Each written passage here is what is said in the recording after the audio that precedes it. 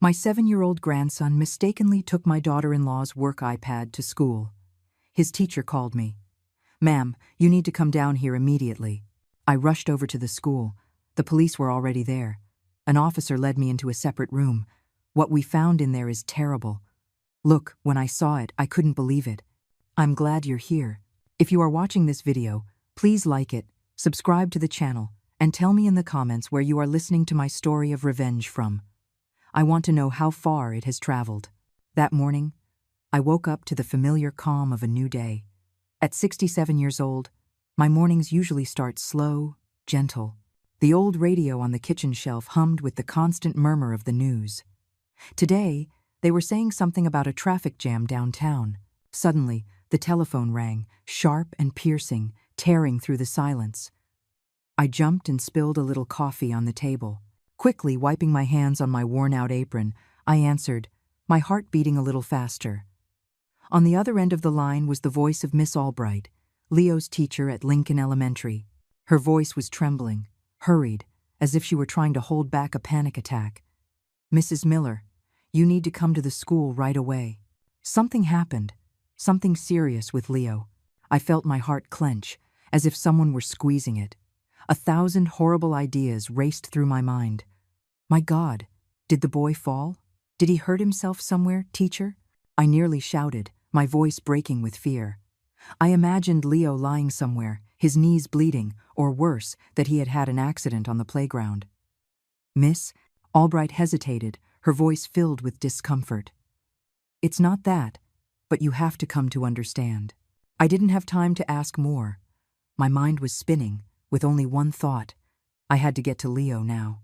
I quickly grabbed the old cardigan hanging behind the door, without even turning off the stove, not caring about the coffee pot sputtering away.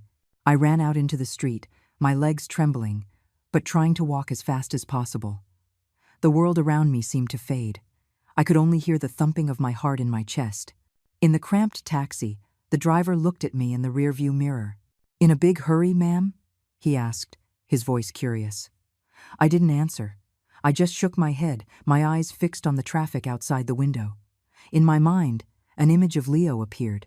That boy with curly hair, with his little hands that always squeezed mine when we went for a walk. If anything happened to him, I don't know how I could go on living. Leo is my light, the reason I still get up every morning with a bit of joy, even though life is no longer easy. When the taxi stopped in front of the school gate, the scene I saw froze me in my tracks. 2 squad cars were parked right in front of the playground, their red and blue lights flashing non-stop, like daggers in my heart. A few parents were gathered nearby, whispering, with looks of curiosity and concern. I overheard a few words: police, device, serious. Each word was like a hammer blow to my head. I pushed my way through the crowd, nearly running toward the office where I sensed Leo was. Upon entering the small office, I saw Leo immediately. He was curled up in a little ball on an old wooden chair, his little hands clutching his backpack as if it were the only thing protecting him from the whole world. His eyes were red and swollen from crying so much. His little boy's face was filled with fear. I wanted to run and hug him, to tell him everything was going to be okay, but my feet felt nailed to the floor. The principal, Mr. Davis, stood up from his wooden desk and approached me. His face showed concern. His voice was low. "Mrs. Miller, we found that Leo brought a device to class that contains some very strange things." Before I could understand what these strange things were, the door burst open. Detective Harding entered, a tall man with a serious face. In his hands, he carried an iPad carefully sealed in a clear plastic evidence bag, the kind I had only seen in police movies. He looked me straight in the eye, with a cold, emotionless gaze. "This is your daughter-in-law's work iPad, Mrs. Jessica Miller," he said in a firm voice. "When we turned it on, we saw things that I think you should see with your own eyes. Jessica, my daughter-in-law, the wife that Mark, my son, was always so proud of, the mother Leo adored." I felt a chill run down my spine. Jessica worked at a large pharmaceutical company, always busy with meetings and business trips. That iPad, I remembered Leo telling me he had taken it by mistake from his mom's desk, thinking it was his to play games on. I scolded him for being careless, but I never thought the consequences would be so severe. Harding motioned for me to follow him into a small adjacent room. As soon as the door closed, all the outside noises, the parents' murmurs, the sound of cars disappeared. It was just me, Harding, and the iPad on the table. He unlocked the screen, and what appeared made my world fall apart. In front of me were not math homework or children's games like the ones Leo used to play. It was a completely different world, a world I never thought could exist in my family. Long messages, full of sweet words, that were not for Mark, but for a man named Julian. Photos being sent, not of the family or Leo's birthday, but murky images, full of secrets. And then, bank transactions with enormous figures, business documents filled with terms I couldn't understand. I flipped through page after page, my hands trembling, with a lump in my throat as if someone were choking me. "What? What is this?" I whispered, my voice broken. Harding didn't answer right away. He just looked at me, with an expression between stern and compassionate. "We're investigating," he finally said. "But what's in here indicates that Mrs. Jessica Miller is involved in illegal activities, very serious ones." I collapsed into the chair, feeling as if my body didn't have an ounce of strength left. Jessica, the daughter-in-law I thought was the perfect woman, hardworking, attentive, loving to her husband and son. I remembered the night she cooked for everyone, the way she smiled at Leo, how she held Mark's hand. All of it now seemed like a charade. I thought of Mark, my son, who had given his whole heart to his wife, and of Leo, that innocent child who was now sitting outside, scared and not understanding what was happening. Detective Harding's deep, cold voice sounded like a sharp cut, snapping me out of my daze. "We are going to hold on to this device for the investigation. You can't take it." I stayed there, my hands still trembling, nodding like an automaton. In my head, the images from the iPad kept swirling. The messages, the figures, the secrets I never imagined would appear in my family. I wanted to ask more. I wanted to understand why, but my throat was dry. I couldn't say a single word. A young police officer, in a pristine uniform, entered with a folder in his hand. He read in a monotone voice, as if completing a routine procedure. "Evidence seized at Lincoln Elementary School, from student Leo Miller, 1 iPad device, serial number." I stopped listening. I only felt my hands shake as I took the pen to sign the report. My signature came out crooked, a scribble that reflected the chaos in my mind. Leo, my innocent boy, was now caught in a mess that not even I, a 67-year-old woman with life experience, could comprehend. A female police officer, slender and with a soft voice, approached Leo. "Hey, champ, want to come with me to the playground for a little bit?" she said, trying to smile to calm him. Leo looked at me, his eyes still red, and then, obediently, he took the officer's hand and left. Seeing his small back walk away, I felt my heart ache. He's only 7 years old. At this time, he should be running with his friends, not huddled in the principal's office surrounded by police. Miss Albright was nearby, her hands clasped, her gaze full of guilt. "I'm so sorry, Mrs. Miller," she said in a trembling voice. "I was just going to open the device to check Leo's homework. I never imagined." I looked at her, wanting to tell her I didn't blame her, that it was all a terrible misunderstanding, but I just nodded slightly, too weak to speak. In my head, everything was a tangled mess. Jessica, my daughter-in-law, whom I trusted, whom I considered an exemplary mother and wife, was now connected to things so dark I didn't even dare to think about them. As I left the office, I overheard the police officers whispering among themselves. A name was repeated, like another knife in my heart: Julian Vance. I didn't know who he was, but that name sent a shiver down my spine. It was like a shadow, a threat I couldn't yet see clearly. I took Leo's hand tightly and led him out of the school. The group of parents was still there, their curious gazes following us. I lowered my head and quickened my pace, just wanting to escape those stares. On the taxi ride home, the driver looked at us in the rearview mirror. "These are scary times," he said, clicking his tongue. "The things kids bring to school these days." I didn't respond, just squeezed Leo's hand tighter. The boy was silent, his gaze lost out the window, but I knew he was scared. "Grandma," he suddenly said in a tiny voice, "I'm sorry, I didn't mean to take Mom's iPad." I hugged him, trying to hold back my tears. "Don't worry, my love," I whispered. "It's not your fault." But inside, I knew this went far beyond a simple mistake. When we arrived, the house felt empty and cold. Mark, my son, had left for work early. It was just Leo and me, in a heavy silence. I quickly made him some chamomile tea, hoping the gentle aroma would calm him. Leo sat at the kitchen table, hugging the mug with his little hands, but his gaze was still distant. "Grandma, what are they going to do to Mom's iPad?" he asked. I didn't know what to tell him, so I just stroked his head and said, "Don't worry, I'm going to fix everything."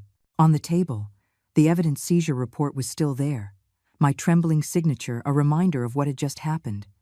I picked up the phone and dialed Mark. 1 ring, 2 rings, and then just a busy tone. My son wasn't answering. I thought about calling Jessica, but my hand froze. The serious image of Detective Harding, the messages, the photos on the iPad, it all came back to my mind so clearly. I didn't dare face her, didn't dare ask her what she was hiding. In the afternoon, I sent Leo over to Mrs. Peterson's house, my good neighbor. "I'm just running to the grocery store for a bit," I lied, "just to have a moment alone." But instead of going to the store, I walked aimlessly through the familiar streets. The images from the iPad wouldn't stop spinning in my head, the sweet messages, the enormous figures, the documents full of secrets. I stopped by a tree, leaning against its old trunk, trying to breathe to calm myself. But the fear clung to me, like a shadow that wouldn't leave. I thought about Mark, about the years we had spent together. When my husband died, Mark was the only one by my side, my support. And now, I had to tell him the truth. That the wife he loved, the mother of his child, might be living a completely different life. My soul ached. I didn't want to shatter my son's happiness, but I also couldn't let Leo grow up in a family full of lies. That night, when Mark came home, I knew I couldn't stay silent any longer. I had to tell my son the truth. I sat at the dining room table, holding a cup of now cold chamomile tea, watching Mark silently eat each spoonful. Leo had already eaten and was playing with his toy cars in a corner of the living room. Jessica was still there, playing her part as the perfect wife and mother. She cleared the table, smiled sweetly, chatted with Leo about his homework, as if nothing had happened. Seeing her, I couldn't help but shiver. How could someone act so well when just hours before I had seen her terrible secrets on that iPad? I tried to stay calm, to keep my gaze from revealing the suspicion that was burning inside me. I waited for Jessica to go into the bathroom and for the sound of running water to fill the house. Then I got up and pulled Mark out onto the balcony. The cool night air blew, bringing the scent of pine from the neighbor's yard. Mark looked at me, his eyes tired. "Mom, what's wrong? Why are you so tense?" he asked in his deep voice. I took a deep breath, trying to gather my thoughts. This was my son, whom I had raised, whom I had watched grow up. How was I going to tell him that the woman he loved might be betraying him, that his family was about to fall apart? "Mark," I began, my voice trembling. "Today, at Leo's school, I saw things that I don't want to believe. But I can't not tell you."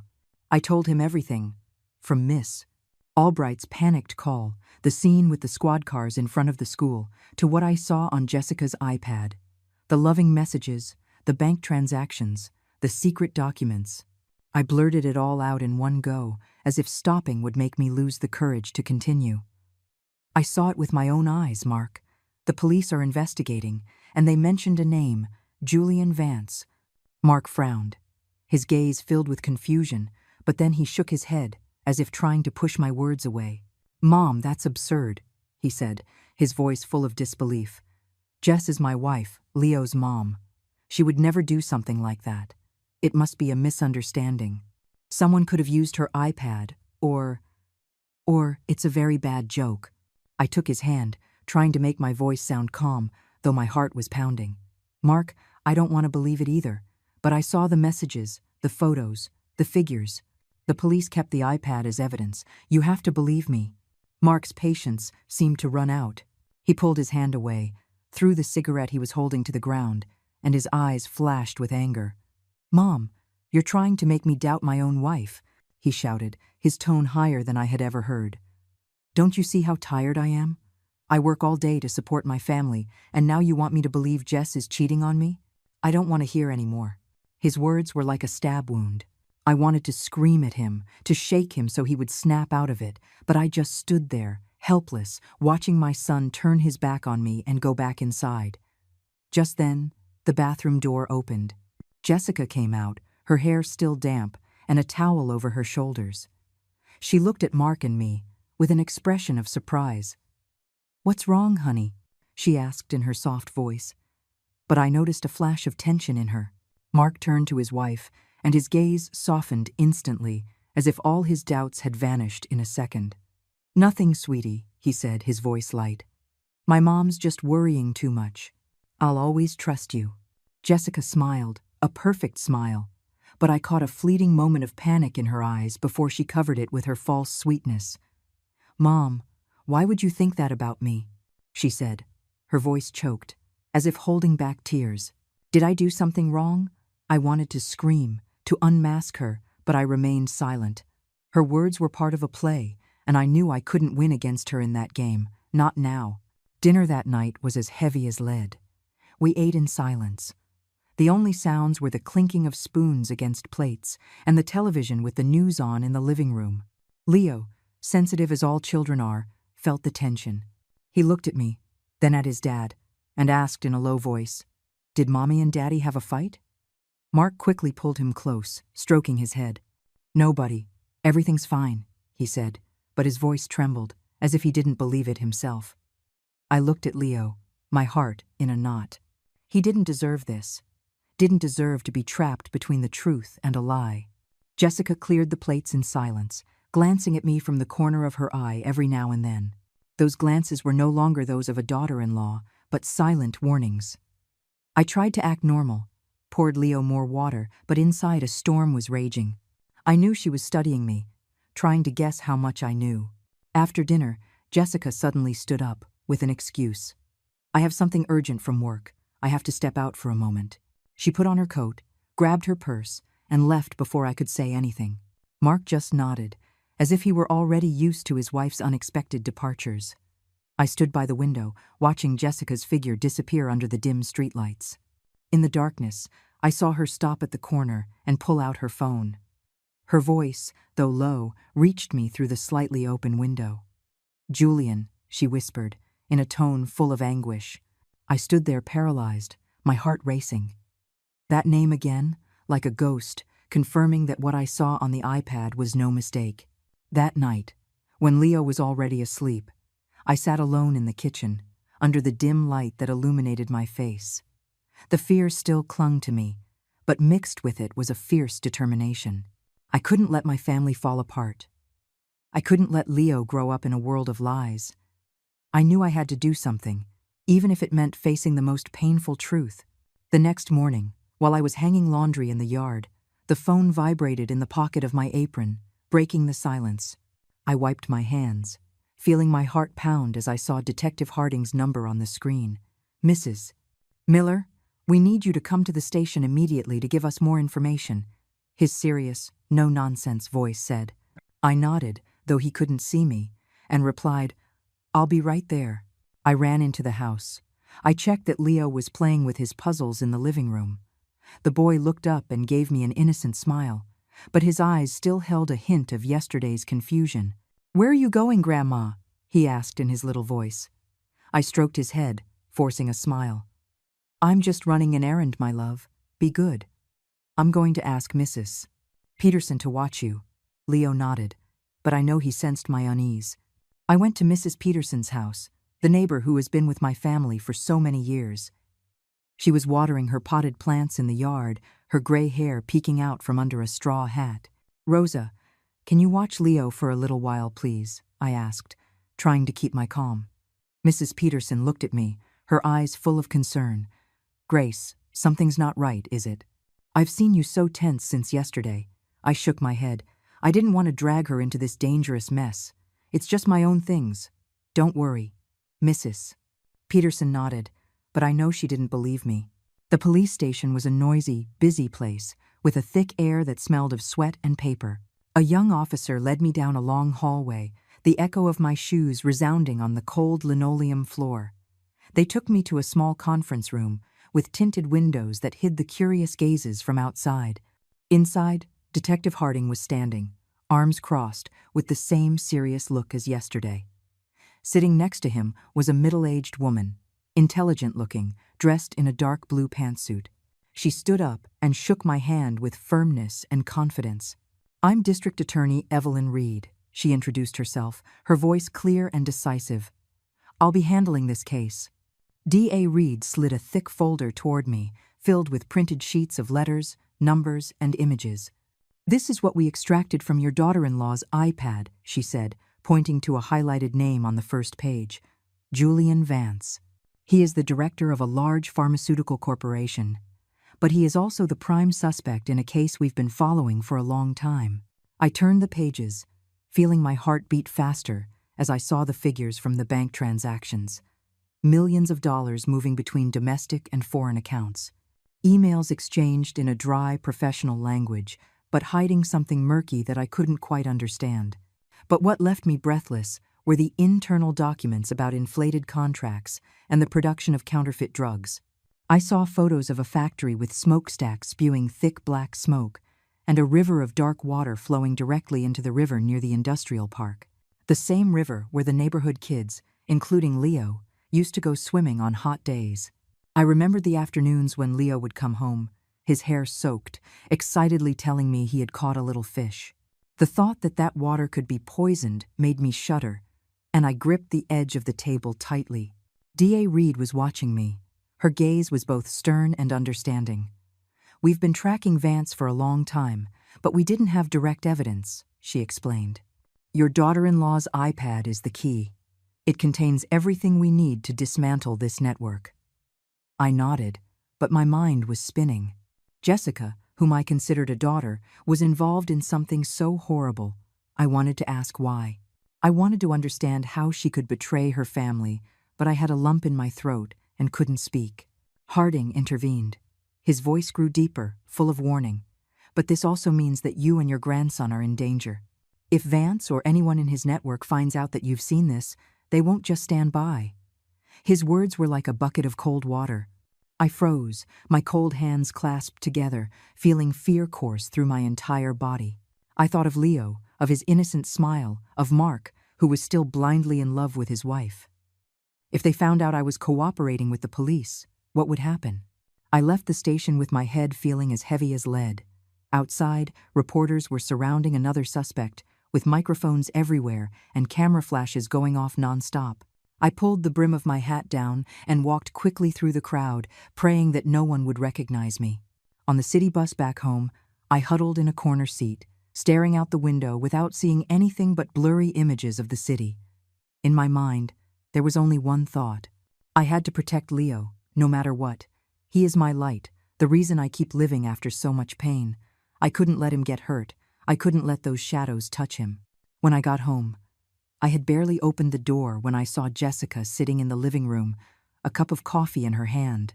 She looked up and fixed her gaze on me, cold and inquisitive, as if trying to read on my face what I knew. "Where did you go, Mom?" "You were gone a long time," she asked, her voice soft but loaded with intent. I forced a smile, clutching my purse. "Oh, I went to the market to buy a few things," I replied, my voice trembling. Jessica nodded, but her eyes never left me, like a predator stalking its prey.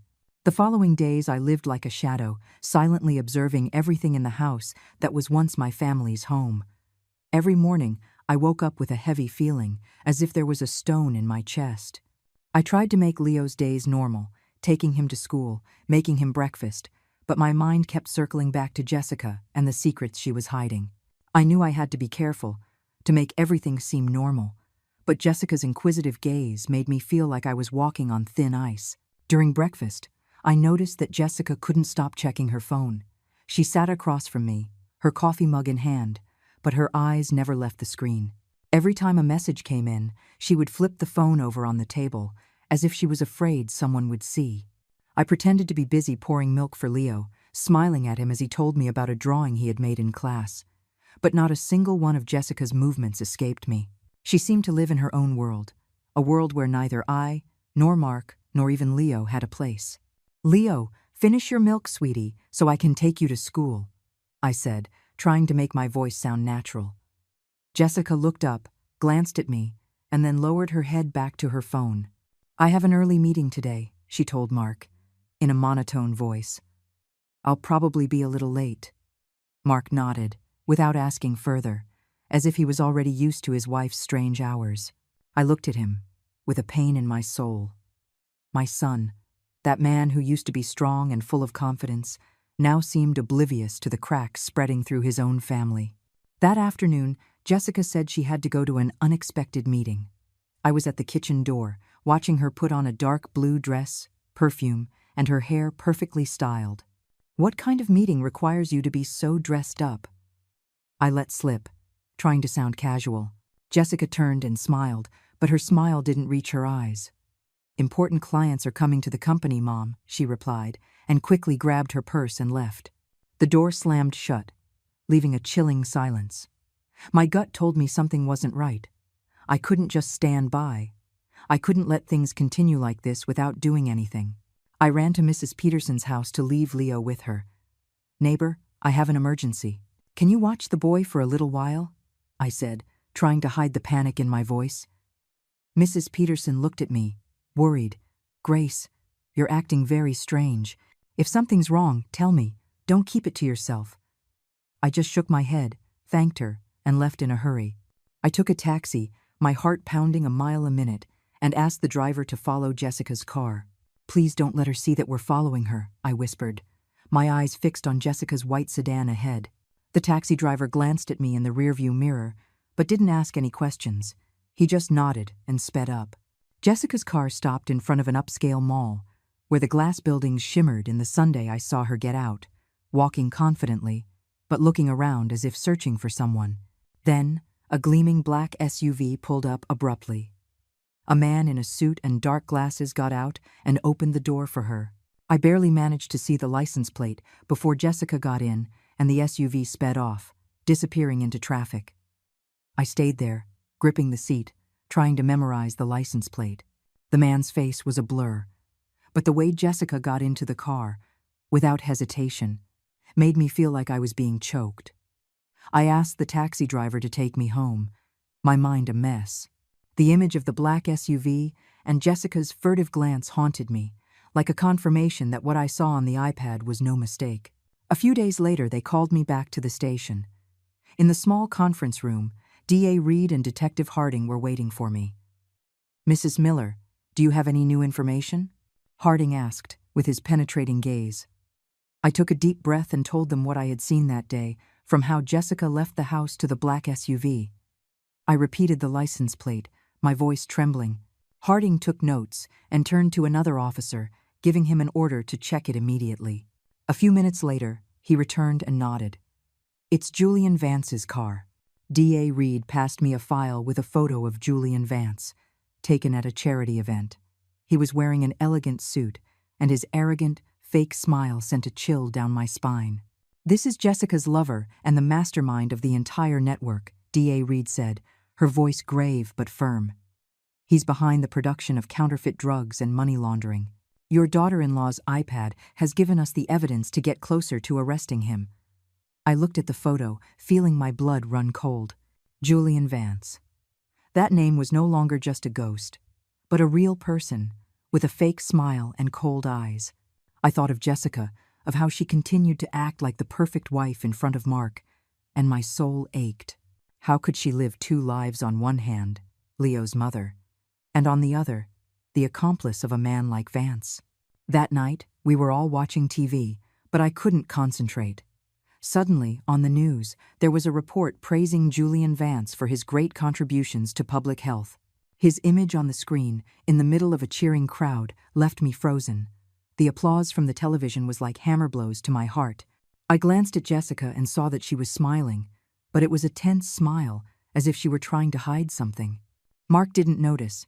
He was focused on the screen, and Leo yawned, resting his head on my shoulder. Late at night, I got up for a glass of water, still restless. As I passed through the kitchen, I was surprised to see Jessica sitting there, in the dark, with only the light from her phone illuminating her face. I quickly hid behind the door, my heart racing. Jessica was whispering into the phone, her voice sweet but full of tension. "I love you, Julian," she said, with a happy smile I had never seen her give to Mark. I stood there, rooted to the spot, feeling my world collapse once more. I silently returned to my room, lay down, but couldn't sleep. On Saturday night, the atmosphere in the house seemed a little lighter. Mark and Leo were sitting in front of the TV, watching a football game with enthusiasm. The shouts from the screen mingled with the laughter of father and son. I was in the kitchen, cutting fruit, trying to immerse myself in that rare moment of peace. But deep down, I knew it was all a facade. The fear and suspicion were still there, like a shadow that never left. Jessica came into the living room, smiled tenderly at Leo, and then turned to Mark. "I need to make a work call," she said, in a soft voice, as if it were nothing. "It's an urgent team meeting, you know." Mark nodded without taking his eyes off the screen. "Sure, honey. Go ahead," he replied, unconcerned. Jessica went into the small study at the end of the hall and closed the door. I put down the knife and looked at the fruit platter, feeling a deep unease.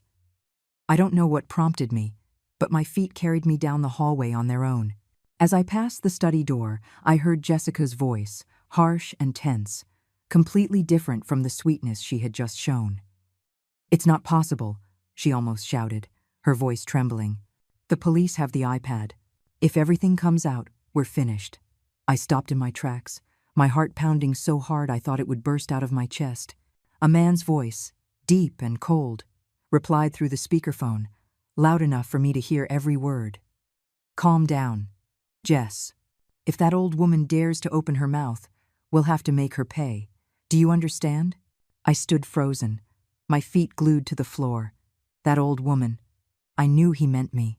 The threat was like a sharp knife that plunged into my heart, making me feel that the danger was no longer a distant worry, but a reality closing in. Inside, Jessica was silent for a moment, and then she replied in a low but determined voice. "I know. I'll take care of it." I tiptoed back so as not to make a sound and ran back to the kitchen. I stood there, gripping the edge of the table, trying to catch my breath. My breathing was ragged, as if I had run a marathon. I looked at the fruit platter, the perfectly cut pieces of mango and watermelon, and told myself I had to act normal. If Jessica found out I had overheard her, if she suspected I was watching her, I didn't dare to think what would happen to Leo, to Mark, to this whole family. A moment later, Jessica came out of the study, her face impassive, but as soon as she saw Mark and Leo, she forced a radiant smile, as if that terrifying call had never happened. "Who wants fruit?" she asked in a syrupy voice, taking the platter from my hands. Leo shouted with joy and ran to his mom, while Mark smiled and hugged him. I stood there watching the scene, but with a cold feeling in my soul. How could she act so well? How could she smile at her son when she had just been plotting such dark things? That night, the atmosphere in the house became more tense than ever. Leo accidentally spilled a glass of milk on the table, something insignificant that at any other time no one would have noticed. But Jessica exploded, her eyes flashing with fury. "It's all your fault," she shouted at him, her voice sharp. "All the problems are because of you." Leo stood there stunned, his round little eyes filled with fear, on the verge of tears. I understood immediately that she was referring to Leo taking the iPad to school, but her words were too cruel for a 7-year-old. Mark jumped to his feet, put a hand on his wife's shoulder, and said, bewildered, "Jess, what are you saying? He's just a kid." Jessica forced a smile, but it was a grimace that couldn't hide her tension. "Sorry," she said, softening her voice. "I'm just really tired today. Don't mind me." She bent down to clean up the spilled milk, but shot me a look from the corner of her eye, like a silent warning. I hugged Leo, who was sobbing with his face buried in my shoulder. "It's not your fault, my love," I whispered, stroking his back. "Grandma is here. I will always protect you." But inside, I knew I was facing a danger much greater than I had imagined. I couldn't sleep all night. The threat from that man's voice, surely Julian Vance, echoed in my ears. If that old woman dares to open her mouth. I lay there, the pale moonlight streaming through the window, illuminating the family photo hanging on the wall. It was from Leo's birthday last year, when we were all laughing happily. Now, Jessica's smile in that photo sent shivers down my spine. I thought of Leo, of Mark, and I wondered if I would have the strength to face what was coming. The next morning, I decided I couldn't wait any longer. I once again left Leo with Mrs. Peterson, telling her I was going to the market, but in reality, I went straight to the station. In the small conference room, DA Evelyn Reed was waiting for me, her gaze sharp but understanding. I told her the entire conversation I had overheard. Every detail, from Jessica's agitated voice to Julian's cold threat. He said if I opened my mouth, they would make me pay, I told her, my voice trembling. DA Reed nodded, taking notes, and then looked at me. "This information is very important, Mrs. Miller," she said in a firm voice. "It proves that Jessica is directly involved with Julian in covering up the crime. We are going to intensify surveillance on her." I left the station feeling a little lighter for having shared the burden, but the fear didn't leave me. On the way back, as the bus passed a familiar corner, I caught a glimpse of the black SUV I had seen at the mall. It was parked silently in the shade of a tree, and its headlights flashed once, like a warning. I shivered and clutched the handkerchief I carried in my purse. The danger was no longer a distant worry. It was right in front of me, closer than ever. After that meeting at the station, I returned home with my heart in a knot. DA Reed had told me they had enough grounds to request a warrant to tap Jessica's phone, and that a technical team had already discreetly installed a device on the cell phone she always carried. "Mrs. Miller, you must act completely natural," the DA warned me with her serious gaze. "Under no circumstances can you let her suspect anything. If she finds out you're cooperating with us, everything will become much more dangerous." I nodded, but inside, a storm of fear and determination was raging. I couldn't let Leo, my only light, be pulled into this vortex. The following days, I lived like an actress, trying to maintain my composure in front of Jessica. Every morning, I continued to make coffee, prepare breakfast for Leo, laughing with him as if nothing were wrong. But every time I looked at Jessica, I had to suppress the anger and pain that burned inside me. She continued to play her role as the perfect wife, hugging Leo, asking Mark about his work, but her eyes always passed over me, scrutinizing, as if searching for a crack in the facade of normality I had built. One afternoon, my phone vibrated. It was Detective Harding. "Mrs. Miller, we need you to come to the station immediately," he said with an urgent voice. I quickly left Leo with Mrs. Peterson. I lied, saying I was going to the market, and took a taxi to the station. In the small conference room, it was just Harding, DA Reed, and me. The tension was so thick I could hardly breathe. Harding turned on a small recorder on the table, and Jessica's voice echoed, clear and cold, like a stab to my heart. "Mark is nothing," she said, her tone full of contempt. "I only need you, Julian. When all this blows over, we'll go to Miami together. And the kid? Who cares? That's what the old woman is for." I collapsed into the chair, feeling the world cave in on me. My heart felt crushed. Jessica, the mother Leo loved, the wife Mark blindly trusted, was capable of saying such cruel words. She was not only betraying Mark, but she was willing to abandon Leo, the son she had rocked in her arms and sung to sleep every night. I covered my face. The tears flowed uncontrollably. "How could she?" I whispered, my voice broken. Harding handed me a glass of water. His gaze softened but remained stern. "I know this is very difficult, Mrs. Miller," he said. DA Reed continued in a soft but firm voice. "Now you have irrefutable proof to show your son. We will support you, but you need to be strong." I nodded, drying my tears. But in my mind, there was only one thought. Mark had to know the truth, even if it destroyed him. That night, I took the recording home, my soul heavy. Leo was playing with his blocks in the living room, and Mark had just gotten home from work, taking off his jacket. I waited for Leo to go to his room, and then took Mark out to the patio. The night wind was blowing, bringing the coolness of autumn. "Mark, I need you to listen to this," I said in a trembling voice, handing him the small recorder Harding had given me. Mark looked at me, his eyes full of doubt. "Again with this, Mom? I already told you I don't want to hear any more nonsense stories about Jess." I took a deep breath, trying to stay calm. Just listen to it, Mark. Just this once. If I'm wrong, I will never mention it again. He hesitated, but finally took the recorder. As Jessica's voice echoed, I saw Mark's face change. Doubt turned to shock, and then to a deathly pallor. Maybe it's edited, he muttered, but his voice trembled, as if he didn't believe his own words. Just then, my phone rang. It was Harding. I put it on speaker, and his serious voice resonated. Mrs. Miller, I have sent you this recording from the official surveillance system. It is authentic evidence, without any alteration. Mark sank into a chair, holding his head in his hands, his eyes bloodshot. Leo ran out of his room, sensing the tension. "What's wrong, Daddy?" he asked with a worried voice, clinging to Mark's hand. He could only hug his son tightly, unable to say a word. I knelt down, stroked Leo's head, forcing a smile. "Nothing's wrong, my love. Your daddy is just a little tired." That night, Jessica arrived late. She walked in with her perfect smile, but when she saw Mark's expression, her smile froze. Mark looked at her, but his eyes were different. There was no longer tenderness, but a pain mixed with rage. Still, he tried to seem normal. "Everything okay at the meeting, honey?" he asked. Jessica nodded with a soft voice. "Yes, everything's fine, darling. Just a little tired." I stood there, watching her act, my heart broken. She didn't know that Mark had heard the recording. She didn't know that her curtain of lies was about to fall. The air in the house felt dense, heavy.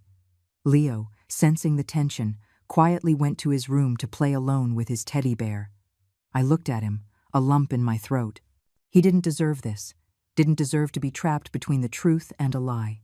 I wanted to hug him, tell him everything would be okay, but I knew I couldn't promise him anything at that moment. A few days later, D.A. Reed came to the house unannounced. She was wearing a long coat, and her gaze was serious. "Mrs. Miller, we have news," she said in a grave voice. "The surveillance data shows that Jessica and Julian are planning to escape. They've already bought plane tickets to Miami. We have to act now." I sank into the armchair, feeling the floor open up beneath me. Jessica was not only betraying Mark, but she was going to abandon Leo, to leave everything behind to be with Julian. I looked at the DA, my voice trembling. "What do I do now?" "Leo, he can't lose his mother like this." D.A. Reed put a hand on my shoulder. Her gaze was firm but compassionate. "We need your cooperation," she said. "Keep watching, Jessica. Inform us of any strange movements, and prepare for the worst." Her words were like a knife. They sent a shiver down my spine. What was the worst, that Leo would lose his mother, that Mark would end up with a broken heart, or that my family would be dragged into even greater danger? That early morning, I woke up with a terrible sense of unease. I was washing the dishes when the phone rang, interrupting my thoughts. It was Detective Harding. His voice was urgent, direct. "Mrs. Miller, we've just discovered that Jessica bought emergency plane tickets to Miami. The flight leaves from Chicago's O'Hare Airport tonight." I stood frozen. The plate I was holding nearly slipped from my hands. Miami. The word echoed in my head like a sharp knife. Jessica was really going to escape, to leave Mark, to leave Leo, to leave everything to go with Julian Vance. "Are you listening to me?"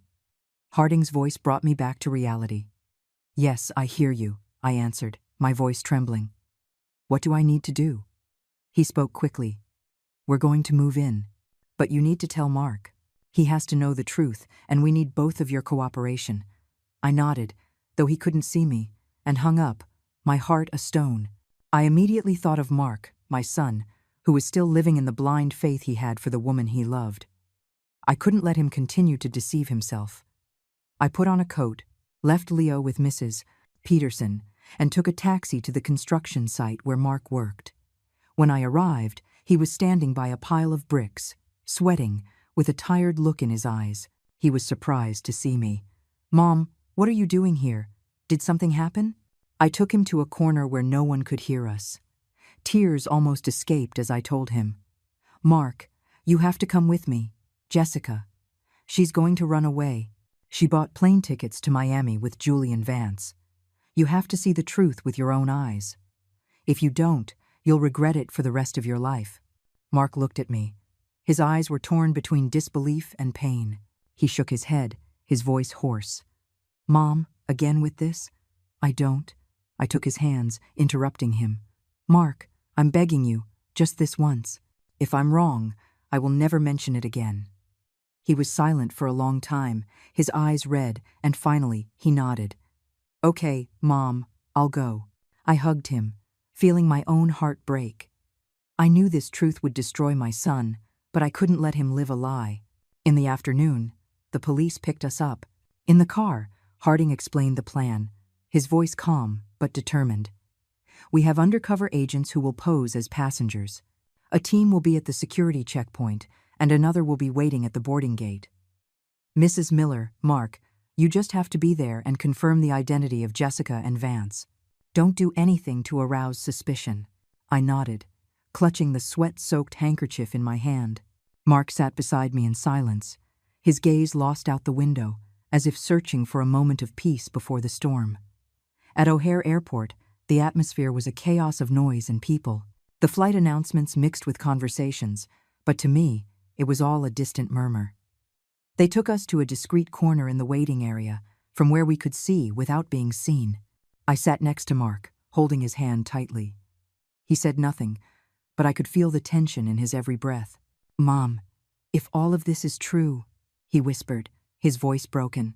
I squeezed his hand, not daring to answer, only whispering back, "I'm here, Mark, we'll get through this." At the designated time, I saw Jessica appear. She was wearing a long gray coat, dark sunglasses, and was pulling a large suitcase. Beside her was Julian Vance, in an elegant suit, walking with an air of superiority. They were laughing and talking, like a couple about to embark on a romantic trip. Seeing it, I felt a pain that tore my soul apart. I glanced at Mark and saw him frozen, as stiff as a statue. His eyes were red, his hands clenched into fists. "Do you see now?" I whispered, my voice trembling, holding back tears. Just as Jessica handed her passport to the airline employee, the space was shattered by a firm shout. "Police! Nobody move! Julian Vance and Jessica Miller, you are under arrest." It all happened in an instant. The undercover agents appeared from nowhere and surrounded them. Julian tried to run, but two burly men immediately tackled him to the ground. Jessica screamed and struggled, her voice shrill. "You're mistaken. I'm innocent. I didn't do anything." Mark ran towards her, unable to hold back any longer. "Why, Jess?" he shouted, his voice broken with pain. "Why did you do it? Me, Leo, this family. You threw it all away for him?"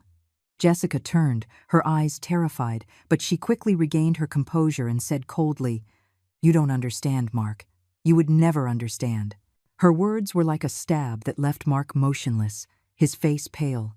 I ran to Leo, who was hiding behind me, his eyes wide with fear. I hugged him, covered his eyes with my hand, and whispered, "Don't look, my love. Grandma is here." Leo was trembling and asked in a tiny voice, "What's happening to Mommy, Grandma?" I didn't know what to answer. I just held him tighter, feeling his little heart beating at full speed. I wanted to protect him from that scene, from the cruel truth that his mother had chosen a path where he didn't fit.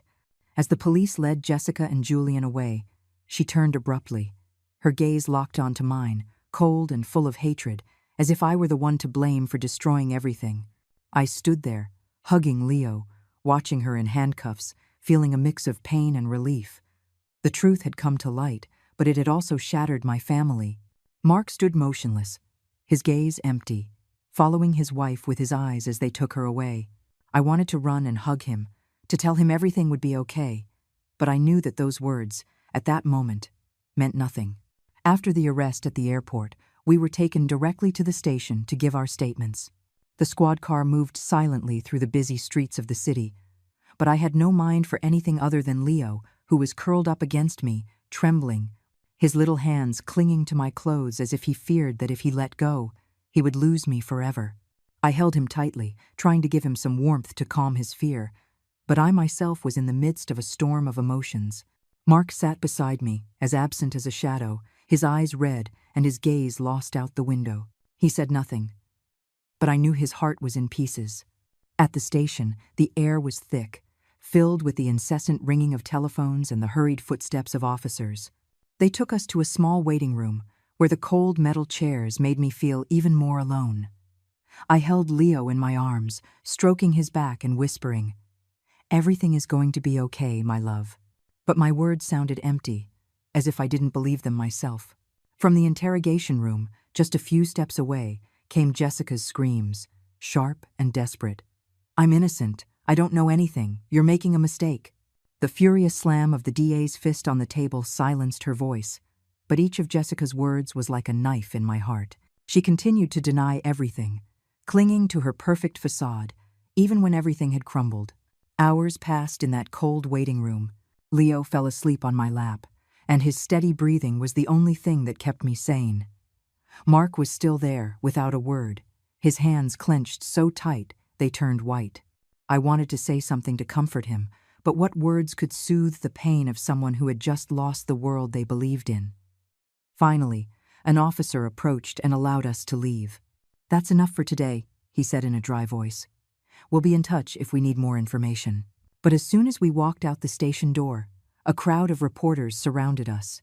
The flashes of cameras blinded us, microphones were shoved in our faces, and questions rained down like a torrential storm.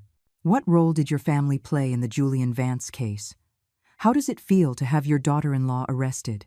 I quickly covered Leo's face with my coat, terrified that his innocent gaze would be captured in the newspapers. Mark could barely walk, stumbling. I took his arm and helped him push through the crowd, praying for some peace. "We're not answering. Please, let us through," I shouted, my voice broken with exhaustion and anger. When we got home, Mrs. Peterson was waiting at the door, her gray hair disheveled and her eyes full of anguish. "Oh, Grace, I saw the news," she said in a trembling voice. "How could all this have happened?" I just shook my head, unable to speak. I felt the tears about to come, but I held them back, not wanting Leo to see me weak. "Thank you, neighbor," I said in a hoarse voice. "Go get some rest. I'm okay." But when Mrs. Peterson left, I felt the world crashing down on me. The house, once filled with the laughter of Leo and Mark, now felt cold and empty. That night, no one touched dinner. I made the chicken noodle soup that Leo loves so much, but he just stared at the bowl, his eyes sad. Mark sat alone in a corner of the living room, with a more than half-empty bottle of whiskey. He mumbled almost inaudibly. "My whole life, I trusted the wrong person." "I believed her, Mom." His words broke my heart. I wanted to run and hug him, tell him everything would be fine, but I knew those words were useless now. Mark had lost the wife he loved, and Leo, the mother he admired.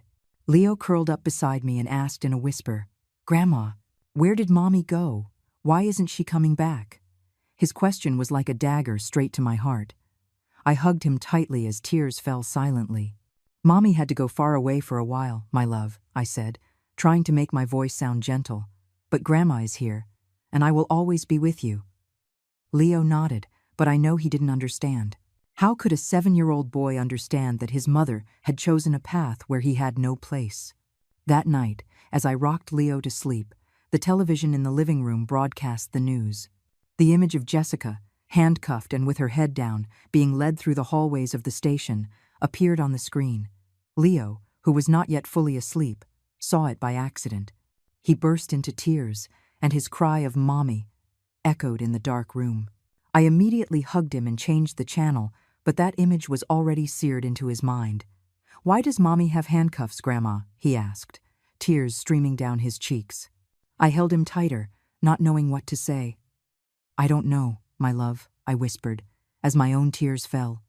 "But I promise I will protect you." After the news, my phone rang. It was D.A. Reed. "Mrs. Miller, thank you for your cooperation in this operation," she said, her voice serious but understanding. "We have arrested Julian Vance and Jessica, but the case is not over. I need you to prepare to be the main witness at the trial." I nodded, though she couldn't see me. "I understand," I replied, my voice hoarse. "I'll do what I have to do." The weeks following the arrest at the airport were a whirlwind, as if our entire world had been turned upside down. Mark took an unpaid leave from work to stay home and care for Leo. He didn't want the boy to face the curious stares or malicious questions from people. I watched my son, once a strong man, now gaunt. His eyes were always red, as if he had cried all the tears possible during the long, sleepless nights. I wanted to hug him, to say something to ease his pain, but I knew that no words could heal the wound Jessica had left. Leo, my little grandson, kept asking for his mom. "Grandma, when is Mommy coming back?" he would ask in his little voice, his round eyes full of hope. Every time he did, my heart would clench. I couldn't tell him the cruel truth that his mother had chosen a path where he didn't fit. Instead, I made up vague stories for him. I took him to the park, bought him ice cream, trying to fill the void in his little heart with brief moments of joy. But every time Leo smiled, I saw the hidden sadness in his eyes. At 7 years old, he was too young to understand, but old enough to feel the loss. I had to go to the station several times to speak with D.A. Reed and Detective Harding. They asked me to recount every detail, from what I saw on the iPad, the call I overheard, to the look of hatred from Jessica at the airport. Every time I told it, it was like reliving those horrible moments. But I knew I couldn't stop. "You're doing the right thing, Mrs. Miller," D.A. Reed would tell me, her gaze both stern and compassionate. "Thanks to you, we have dismantled a major criminal network." I would nod, but I felt no relief. Taking down Julian Vance's network was a victory, but my family had paid the price with wounds that would never heal. On the street, the reporters wouldn't leave us alone.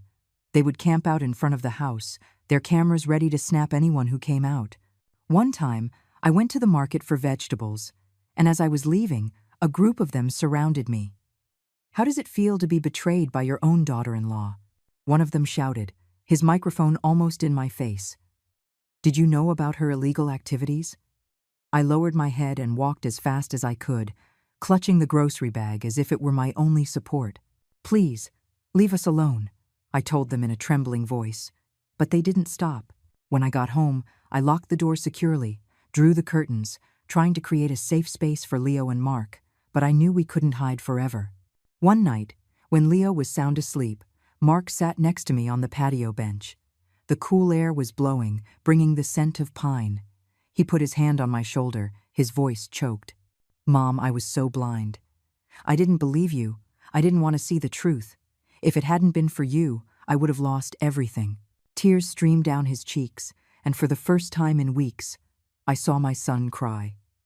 I hugged him, patting his back, like when he was a little boy. "You didn't lose everything, Mark," I whispered. "You still have Leo, and you have me. We're going to get through this, son." He nodded, but I knew the pain in his heart wouldn't disappear so easily. The trial took place a few months later. I decided not to take Leo, even though he kept asking, "Grandma, I want to see my mom." I didn't want him to see her in the defendant's box. I didn't want that image to haunt him for the rest of his life. On the day of the sentencing, I sat in the front row, across from Jessica and Julian Vance. Jessica was convicted of complicity and money laundering, while Julian received the maximum sentence for leading the counterfeit drug and environmental pollution network. The case brought down several high-level officials, shaking the entire pharmaceutical industry. But seeing Jessica, with her head down and her hair disheveled, I felt no victory. I only saw a woman who had lost everything to ambition and lies. Returning home after the trial, I felt as if I were waking up from a long nightmare. Mark was at the door, greeting Leo, who was coming from Mrs. Peterson's house. The boy ran to hug me, saying cheerfully, "Grandma, I made a drawing at school today. I want you to see it." I smiled, stroking his head, relieved to see his innocent smile. We sat on the patio. I made a pot of chamomile tea, whose aroma filled the air. Mark sat next to me while Leo played in the garden, chasing a butterfly. The sunset was falling, painting the yard in gold, and for the first time in many months, I felt a bit of peace. I looked at Leo and thought about the painful path we had walked. Who would have imagined that, because of a simple iPad, a child took by mistake, a whole curtain of lies would come crashing down? That truth was painful. It shattered our family, but I would rather face it than live my whole life in a false happiness. I leaned over, gave Leo a kiss on the forehead, and felt his warmth. "I love you, my boy," I whispered, with a lump in my throat. Sitting there, under the sunset light, I promised myself that I would do everything possible to rebuild what was left of this family. Leo needed me, Mark needed me, and I needed them to keep on living. Life had taught me one last lesson. The truth, however cruel, is always worth facing, because only it can open the path to healing and starting anew. I watched Leo run through the garden. His smile was like a ray of sunshine dispelling the darkness. And I knew that, although the road ahead would be difficult, we would overcome it together, step by step. The story you have just heard has had names and places changed to protect the identity of those involved. We do not tell it to judge, but in the hope that someone will listen and stop to reflect. How many mothers are suffering in silence within their own homes? I truly wonder, if you were in my place, what would you do? Would you choose silence to keep the peace, or would you dare to face it all to reclaim your own voice? I would like to know your opinion, because every story can become a light that illuminates the path for others. God always blesses, and I am sure that courage will lead us to better days. For now, on the final screen, I will leave you with two of the channel's favorite stories. I am sure you will be surprised. Thank you for staying with me until this moment. The check arrived at the table like a declaration of war. $8,000. I read the numbers 1, 2, 3 times, hoping that one of them would disappear by magic. But no, there they were, printed in black ink on white paper, as real as the silence that suddenly fell over the entire table. I was sitting at the head, hands in my lap, feeling the air in the restaurant turn heavier, denser, as if someone had slammed all the windows shut. Around me were 20 people, 20, and not a single one of them was mine. They all belonged to the family of Tiffany, my daughter-in-law. Everyone had eaten, drunk, laughed, ordered extra sides, desserts, bottles of wine that I did not even know existed. And now they were all quiet, looking at me. I felt their eyes like needles pricking my skin. I looked at my son, Lucas, searching his face for some sign that he was going to handle this, that he was going to speak up, that he was going to say something. But Lucas did not look at me. He had his eyes fixed on his phone, as if none of this were happening.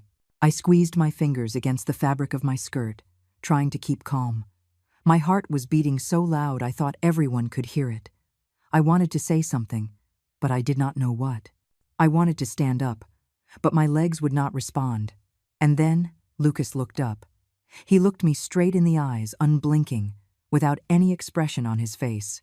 And he said, with a voice so cold it did not seem like his, "Mom, you get this. We will be waiting in the car."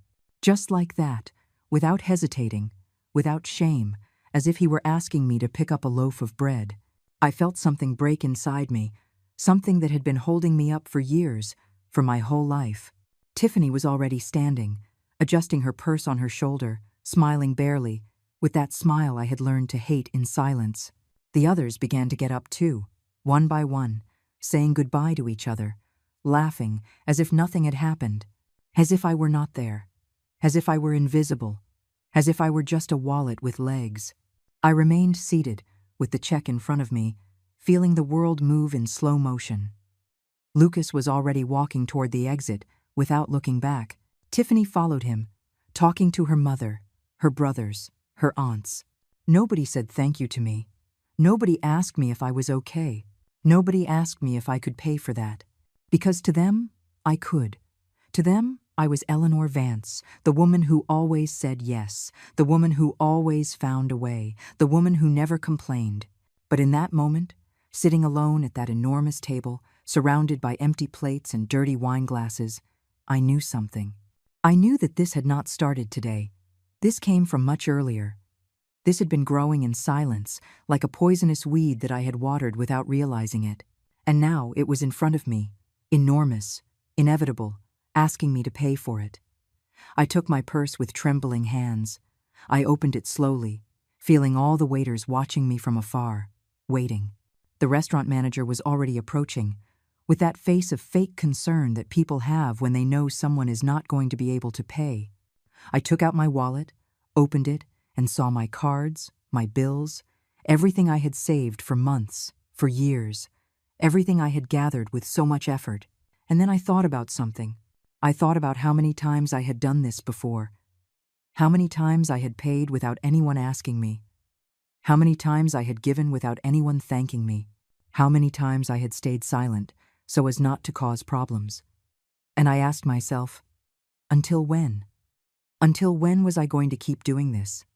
Until when was I going to let them treat me as if I did not matter? I closed the wallet. I closed the purse. I got up from the chair, feeling my legs shaking but holding me up. The manager looked at me with surprise.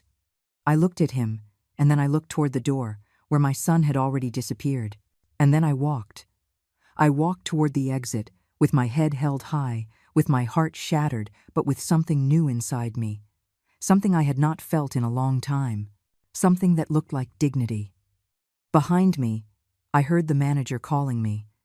I heard voices rising. I heard hurried footsteps, but I did not stop.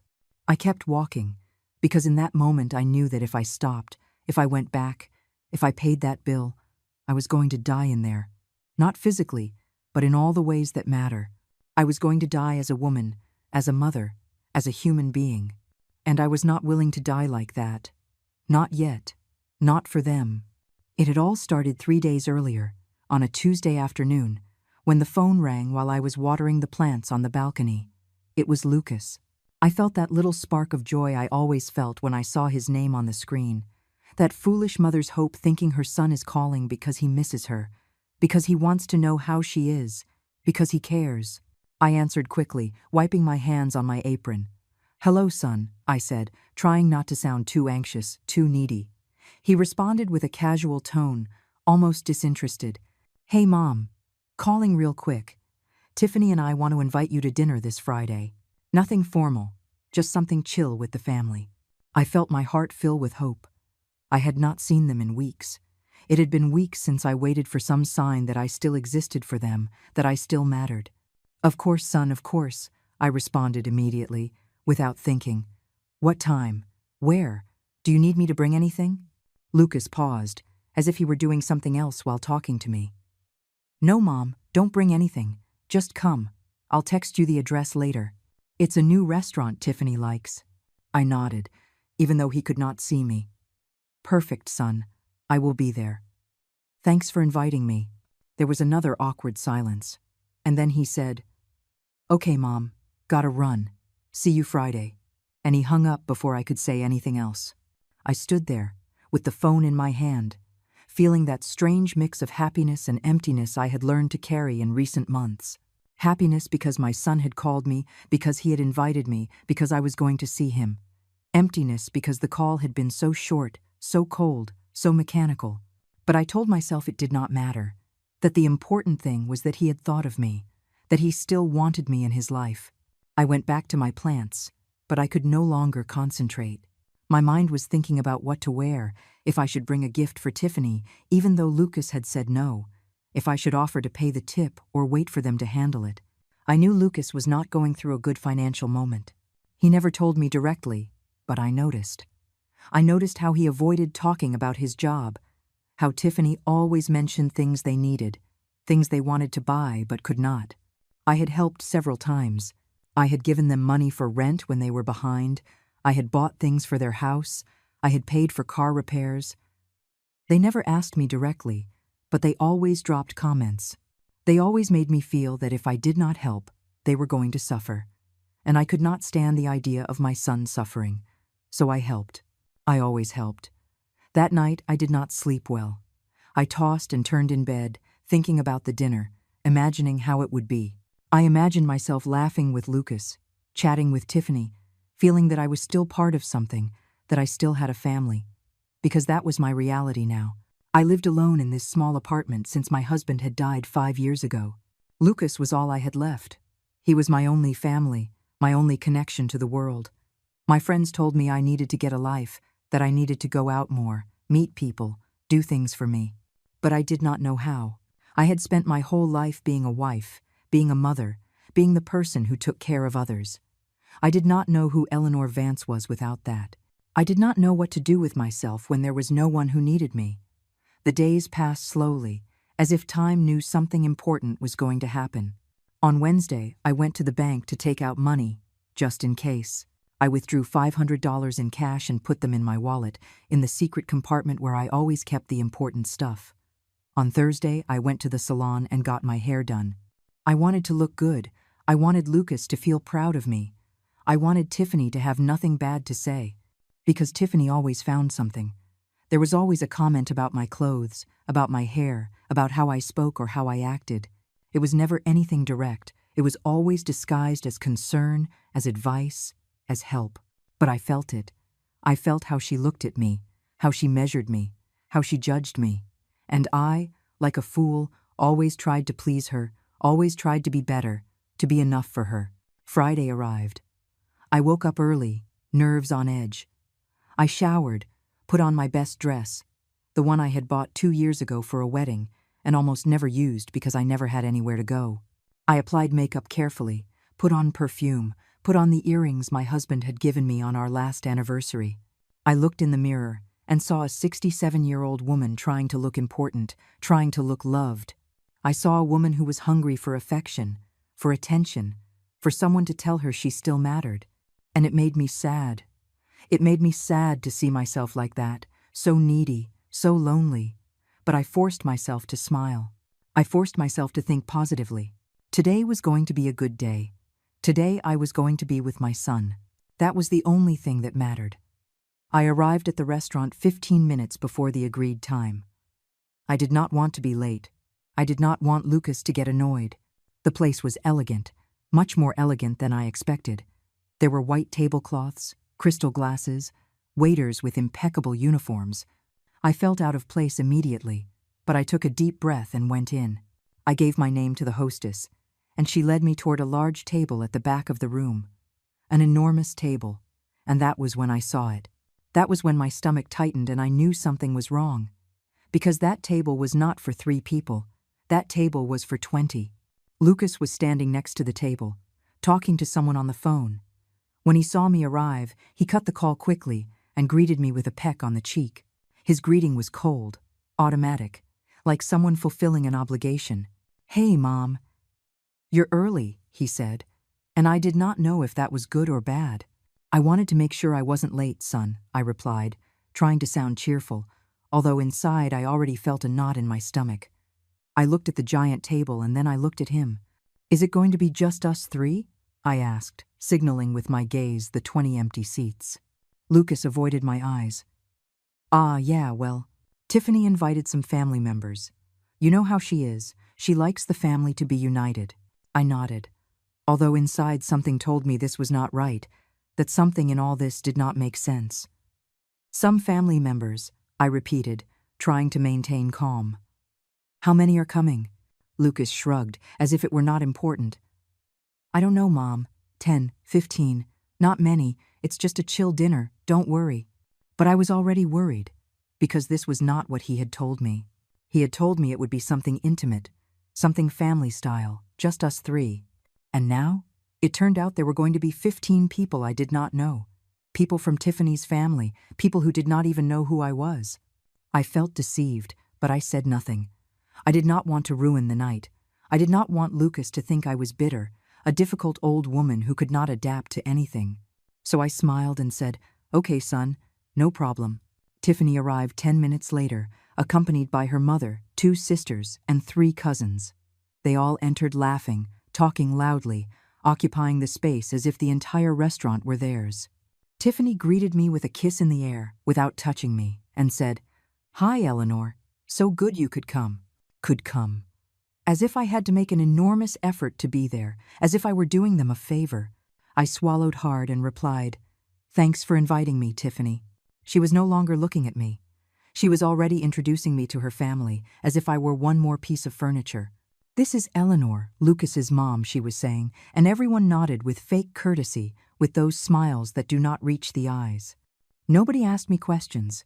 Nobody showed interest. They just said hello and continued with their conversations.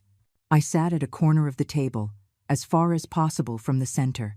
Lucas sat at the other end, next to Tiffany, surrounded by her whole family. I stayed there, alone, without anyone talking to me, watching as everyone laughed, toasted, ordered drinks. The waiter passed several times, offering wines, cocktails, appetizers. I ordered only a glass of water. I did not want to spend. I did not want to draw attention. But everyone else ordered without limit. I saw Tiffany's mother order a bottle of wine that cost $200. I saw the cousins ordering appetizers, special dishes, things from the menu that did not even have a visible price.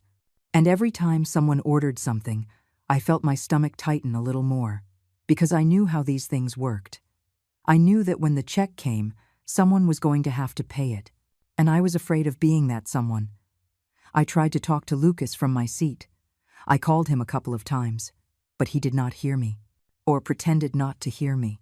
He was too busy laughing with Tiffany's brothers, too busy pouring wine, too busy being the perfect son-in-law. I felt invisible. I felt that I did not matter there, that I was just an ornament, one more number at the table. And then the food arrived. Enormous plates, steaks, seafood, sides, sauces. Everything looked beautiful. Everything smelled delicious, but I could barely eat. I had a knot in my throat that did not let me swallow. Around me, everyone ate and laughed, as if this were the most normal thing in the world. As if spending hundreds of dollars in a single night were something every day, something unimportant. At one moment, Tiffany's sister, a woman of about 40 who did not stop talking, looked at me from the other side of the table and said, "Eleanor, you must be proud of Lucas. Tiffany tells us he is a very attentive son, very generous." I did not know what to answer. Generous? Lucas? My son who had not visited me in months unless it was to ask for something, who called me only when he needed money, who had invited me to this dinner without even warning me it was going to be a massive event. But I smiled and said, "Yes, I am very proud of him." Because that was what was supposed to be said. That was what a good mother said, even though inside she felt something was deeply wrong. Then Tiffany's mother, a lady of about 60 with expensive jewelry and an air of superiority, leaned toward me and asked, "Eleanor, do you still work or are you already retired?" The question sounded innocent, but I felt the poison behind it. "I am retired," I replied calmly. "I worked 30 years as a secretary in an accounting firm."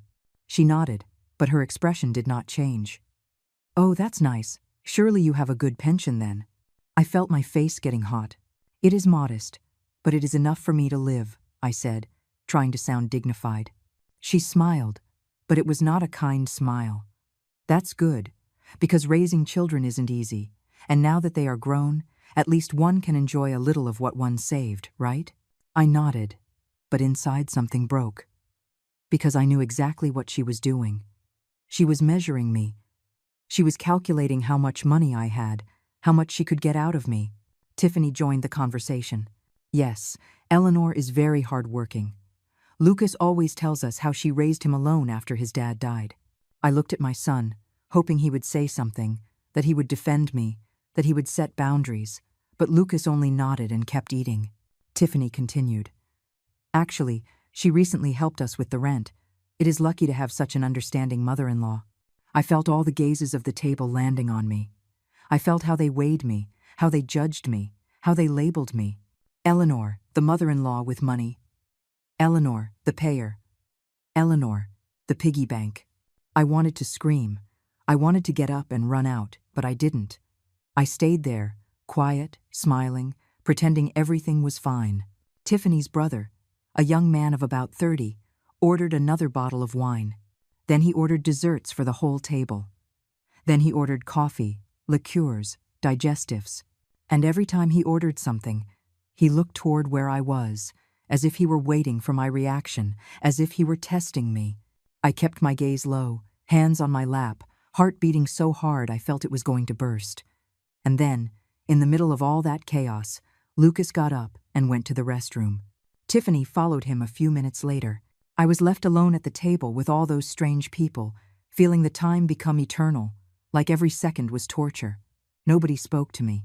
Nobody included me.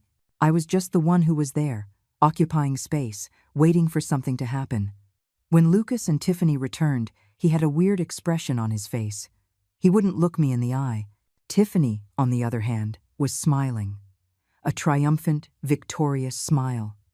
And I knew, in that moment, that something bad was about to happen. Something much worse than everything that had already happened that night. Because I knew that look. I had seen that look before. It was the look of someone who has already made a decision, someone who has already planned everything, someone who is just waiting for the perfect moment to execute their plan. And I was the target. When everyone finished eating, when there was nothing left on the plates, when the glasses were empty and the desserts consumed, the atmosphere changed. There was a strange silence, as if everyone were waiting for something. I looked around trying to understand what was happening, but nobody returned my gaze. Everyone avoided my eyes. Everyone seemed to be concentrated on their phones, on their private conversations, on anything but me, anything but the reality of what was coming. The waiter approached the table with a black folder in his hand. The check. My heart began to beat faster. I looked toward Lucas, hoping he would do something, that he would ask for the check, that he would take control of the situation. But Lucas remained on his phone, typing messages, completely ignoring what was happening. The waiter left the folder in the center of the table and withdrew discreetly. Nobody touched it. Nobody opened it. Everyone simply stayed there, like statues, waiting. Tiffany's mother was the first to speak. "What a wonderful dinner," she said with a wide smile. "It's been a long time since we ate so well as a family." The others nodded, murmuring words of agreement. "Yeah, it was incredible," said one of the cousins. "We should do this more often," added one of the sisters. I listened to all this feeling my stomach twisting, because nobody was mentioning the check. Nobody was offering to pay. Nobody was even acknowledging there was a debt pending on the table, and I knew why. I knew exactly why. Tiffany got up from her chair and walked toward the restroom, taking two of her sisters with her. They passed by me without saying a word, without even looking at me. I stayed there, feeling the weight of the situation falling on my shoulders. Lucas finally put away his phone and looked at me. But it was not the look of a worried son. It was not the look of someone trying to solve a problem. It was a cold, calculating, distant look. A look I did not recognize. A look that scared me. "Mom," he said in a low voice, barely audible among the noise of the restaurant. I leaned forward to hear him better. "Yes, son," I replied with a trembling voice, feeling that something terrible was about to happen. He did not answer immediately. He stayed looking at me, as if he were evaluating something, as if he were deciding what to say or how to say it. And then he said it. He said it with a naturalness that froze my blood. "The bill is $8,000. I felt the world stop. $8,000. 8,000. I repeated the number in my mind several times, trying to process it, trying to understand how it was possible for a dinner to cost so much. $8,000, I repeated aloud, almost breathless. Lucas nodded, showing no emotion. "Yeah, it's an expensive restaurant. But it was worth it, don't you think?" Everyone enjoyed it a lot. I could not believe what I was hearing. I could not believe my son was talking about this as if it were something normal, as if $8,000 were pocket change. "Lucas, I don't have $8,000, I said, feeling my voice breaking. "I didn't know this was going to cost so much. You told me it was a simple dinner, something quiet with family." He shrugged, as if my distress meant nothing to him. "Well, Mom, things changed. Tiffany wanted to invite her family, and you know how these things are. You can't control what others order." I looked at him in disbelief. Can't control? He was the one who had organized this. He was the one who had invited me. He was the one who had never warned me this was going to be a massive event, an expensive celebration, a financial trap. "Son, I cannot pay that," I repeated, feeling the tears beginning to form in my eyes. "It is too much money. It is more than I get in 3 months. Lucas sighed, as if I were being difficult, as if I were exaggerating. "Mom, don't be dramatic. You have savings. You have your retirement fund. I know you can do it." I felt something inside me break. My savings. My retirement fund. He knew everything about my financial situation because I had told him. Because I trusted him. Because I thought he looked after me, that he protected me, that he would never use that information against me. But I was wrong. I was completely wrong.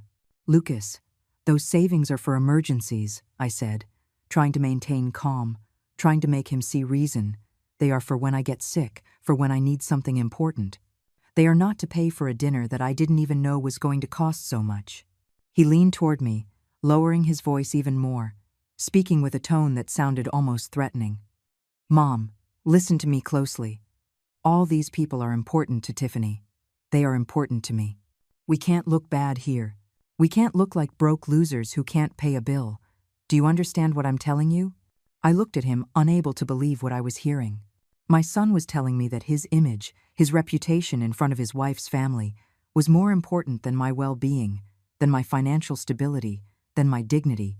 "Son, please," I whispered, feeling the tears finally beginning to roll down my cheeks. "Don't do this to me. Don't put me in this situation." But Lucas was no longer listening to me. He was no longer looking at me. Tiffany had returned from the restroom with her sisters, all laughing, all oblivious to what was happening. Or maybe not so oblivious. Maybe they knew exactly what was happening. Maybe all of this had been planned from the beginning. Tiffany approached Lucas and whispered something in his ear. He nodded and then got up from the table. I looked at him desperately, hoping he was going to solve this, that he was going to talk to the manager, that he was going to look for a solution. But no. He walked toward the exit of the restaurant, and Tiffany followed him. And one by one, all the members of her family began to get up too. I stayed frozen in my chair, watching everyone leave, seeing how they left me alone with the check in the center of the table. Tiffany's mother passed by me and gave me a little pat on the shoulder. "Thanks for dinner, Eleanor." Everything was delicious, and she kept walking as if nothing, as if she had just thanked me for something I had offered voluntarily, something I had wanted to do. But I had not wanted to do any of this. I had only wanted to see my son. I had only wanted to feel that I still had a family. And now I was here, alone, abandoned, with a debt of $8,000 in front of me and not knowing what to do. The cousins, the sisters, the aunts, everyone passed by me saying goodbye with fake smiles, with empty thank yous, with looks that said, "Poor old lady, what a pity." But no one offered to help. No one asked if I was okay. No one questioned why I had to pay for all of them. Because to them I was just that, the mother-in-law with money, the old lady who paid, the fool who always said yes. And I had let them see me like that. I had allowed them to treat me like that. For months, for years, I had accepted this without saying anything, without setting boundaries, without defending myself. And now I was paying the price. Lucas appeared at the entrance of the restaurant. He looked at me from afar with that same cold expression and made a gesture with his hand. A gesture that said, "Hurry up, we are waiting." And then he said it. He said it loudly, loud enough for everyone in the restaurant to hear him. "Mom, you pay there. We will be waiting in the car." And he left. He turned around and left, leaving me there, exposed, humiliated, destroyed. I stayed seated, hands trembling, heart broken into 1,000 pieces, feeling all the gazes of the restaurant stabbing into me.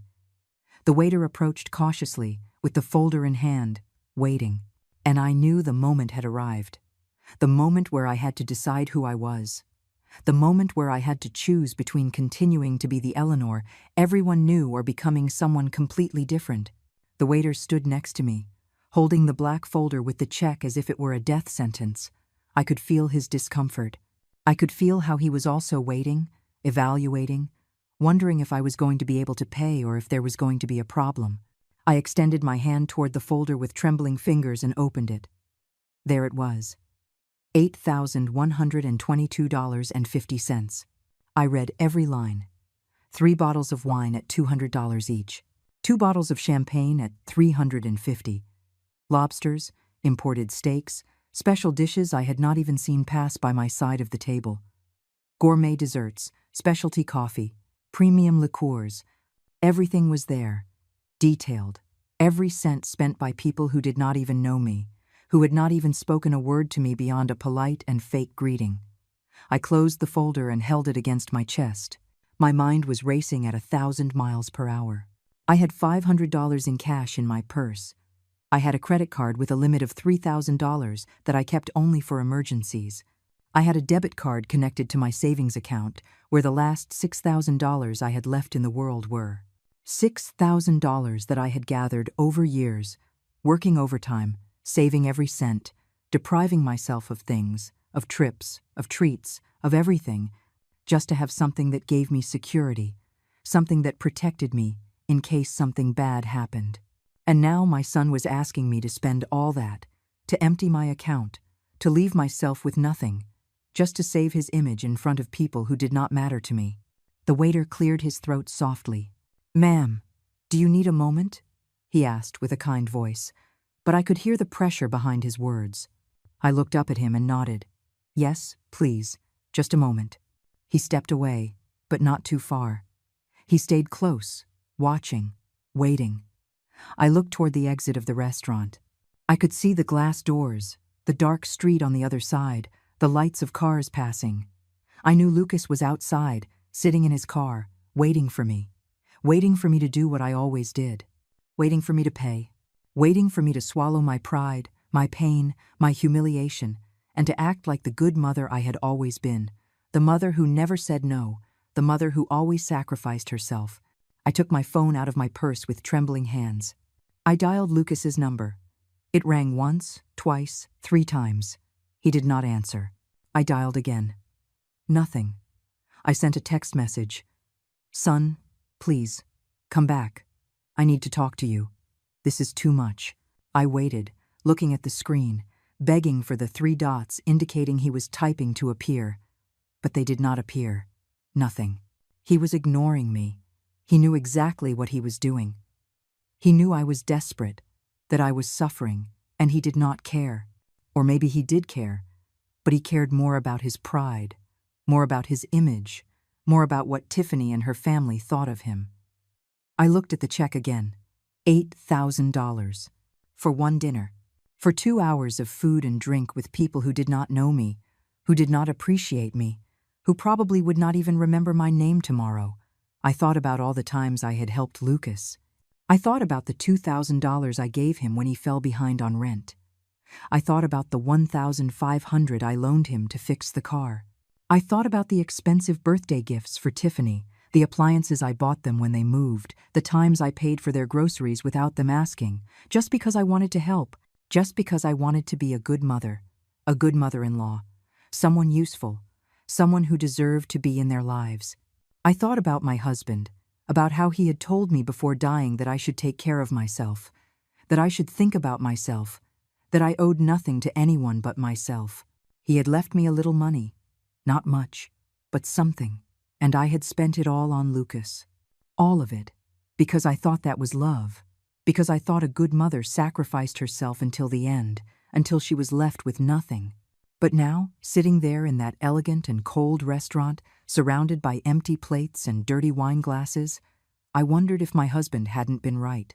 I wondered if all this time I hadn't been making an enormous mistake, a mistake that was now charging me the invoice. The restaurant manager approached the table. He was a man of about 50, with a dark suit and serious expression. "Ma'am, excuse the interruption. I just wanted to confirm if you are going to proceed with the payment." His tone was professional but firm. I knew what that meant. It meant that if I didn't pay, they were going to take measures. Measures I didn't even want to imagine. "Yes, I am going to pay," I said, although my voice sounded like another person's, like someone who was very far away. The manager nodded. "Perfect. Will it be cash or card?" I opened my purse and looked inside. My hands were shaking so much I could barely hold anything. I took out my wallet. I took out the $500 in cash. I put them on the table. Then I took out my credit card. I held it between my fingers, looking at it as if it were something alien, something that didn't belong to me. If I used that card, I was going to be in debt. I was going to have to pay interest. I was going to have to live with that debt for months, maybe years. And then I took out my debit card, the card connected to my savings, to everything I had left. If I used that card, I was going to be left with less than $2,000 in the bank. $2,000 to live the rest of my days. $2,000 for medicine, for food, for emergencies, for everything. I looked toward the exit again. Outside, in the dark, was my son, my only son. The boy I had raised alone after his father died. The boy for whom I had worked double shifts for years so he could study, so he could have a better life than mine. The boy who was now doing this to me. And I felt something I had never felt toward him before. I felt rage. Pure, hot, burning rage. Rage because he had lied to me. Rage because he had used me. Rage because he knew exactly what he was doing and had done it anyway. Rage because he had turned me into this, into a broken woman, humiliated, abandoned in a restaurant with a bill she couldn't pay. The manager was still there, waiting. The waiters were watching from afar. Some people at other tables had noticed what was happening and were whispering among themselves. I could feel their gazes, their judgments, their opinions forming about me. Poor old lady. What a shame. Surely the family abandoned her with the check. What ungrateful children. But nobody approached. Nobody offered help. Nobody did anything but look and judge. Because that is what people do. They look, they judge, but they do not act. Not when it means getting involved, not when it means risking something of their own. I put the 2 cards on the table next to the cash. I am going to pay with this, I said, pointing at everything. My voice sounded hollow, lifeless. The manager took the cards and the cash. I will process it. 1 moment, please. He walked away and I was left there, alone again, feeling my entire life crumbling before my eyes. I thought about my mother, who had died when I was young. I thought about what she would have told me if she were here. She probably would have told me that family is the most important thing, that one always forgives, that children are children and you have to endure anything for them. But my mother had never gone through this. My mother had never been humiliated like this by her own son. I thought about the women my age I knew. Some lived with their children, happy, cared for, loved. Others lived alone but had good relationships with their families, saw each other often, shared, supported each other. And then there was me. Me, who had given everything and now had nothing. Me, who had sacrificed everything and was now being sacrificed. Me, who had believed that a mother's love was unconditional and now discovered that a son's love was not. The manager returned with a receipt. The payment was processed, he said, handing me the papers.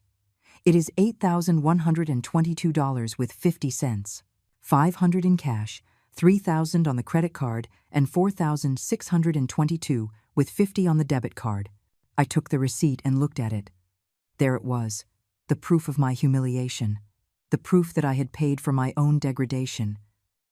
I put the paper in my purse and got up from the chair. My legs barely held me. The manager looked at me with something that looked like pity. "Have a good night, ma'am." I nodded without saying anything and walked toward the exit. Every step was heavy, painful, as if I were walking toward my own execution. I pushed the glass doors and went out to the street.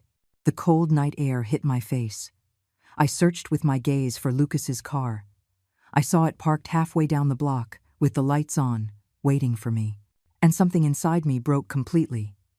I walked toward Lucas's car, feeling like every step weighed more than the last.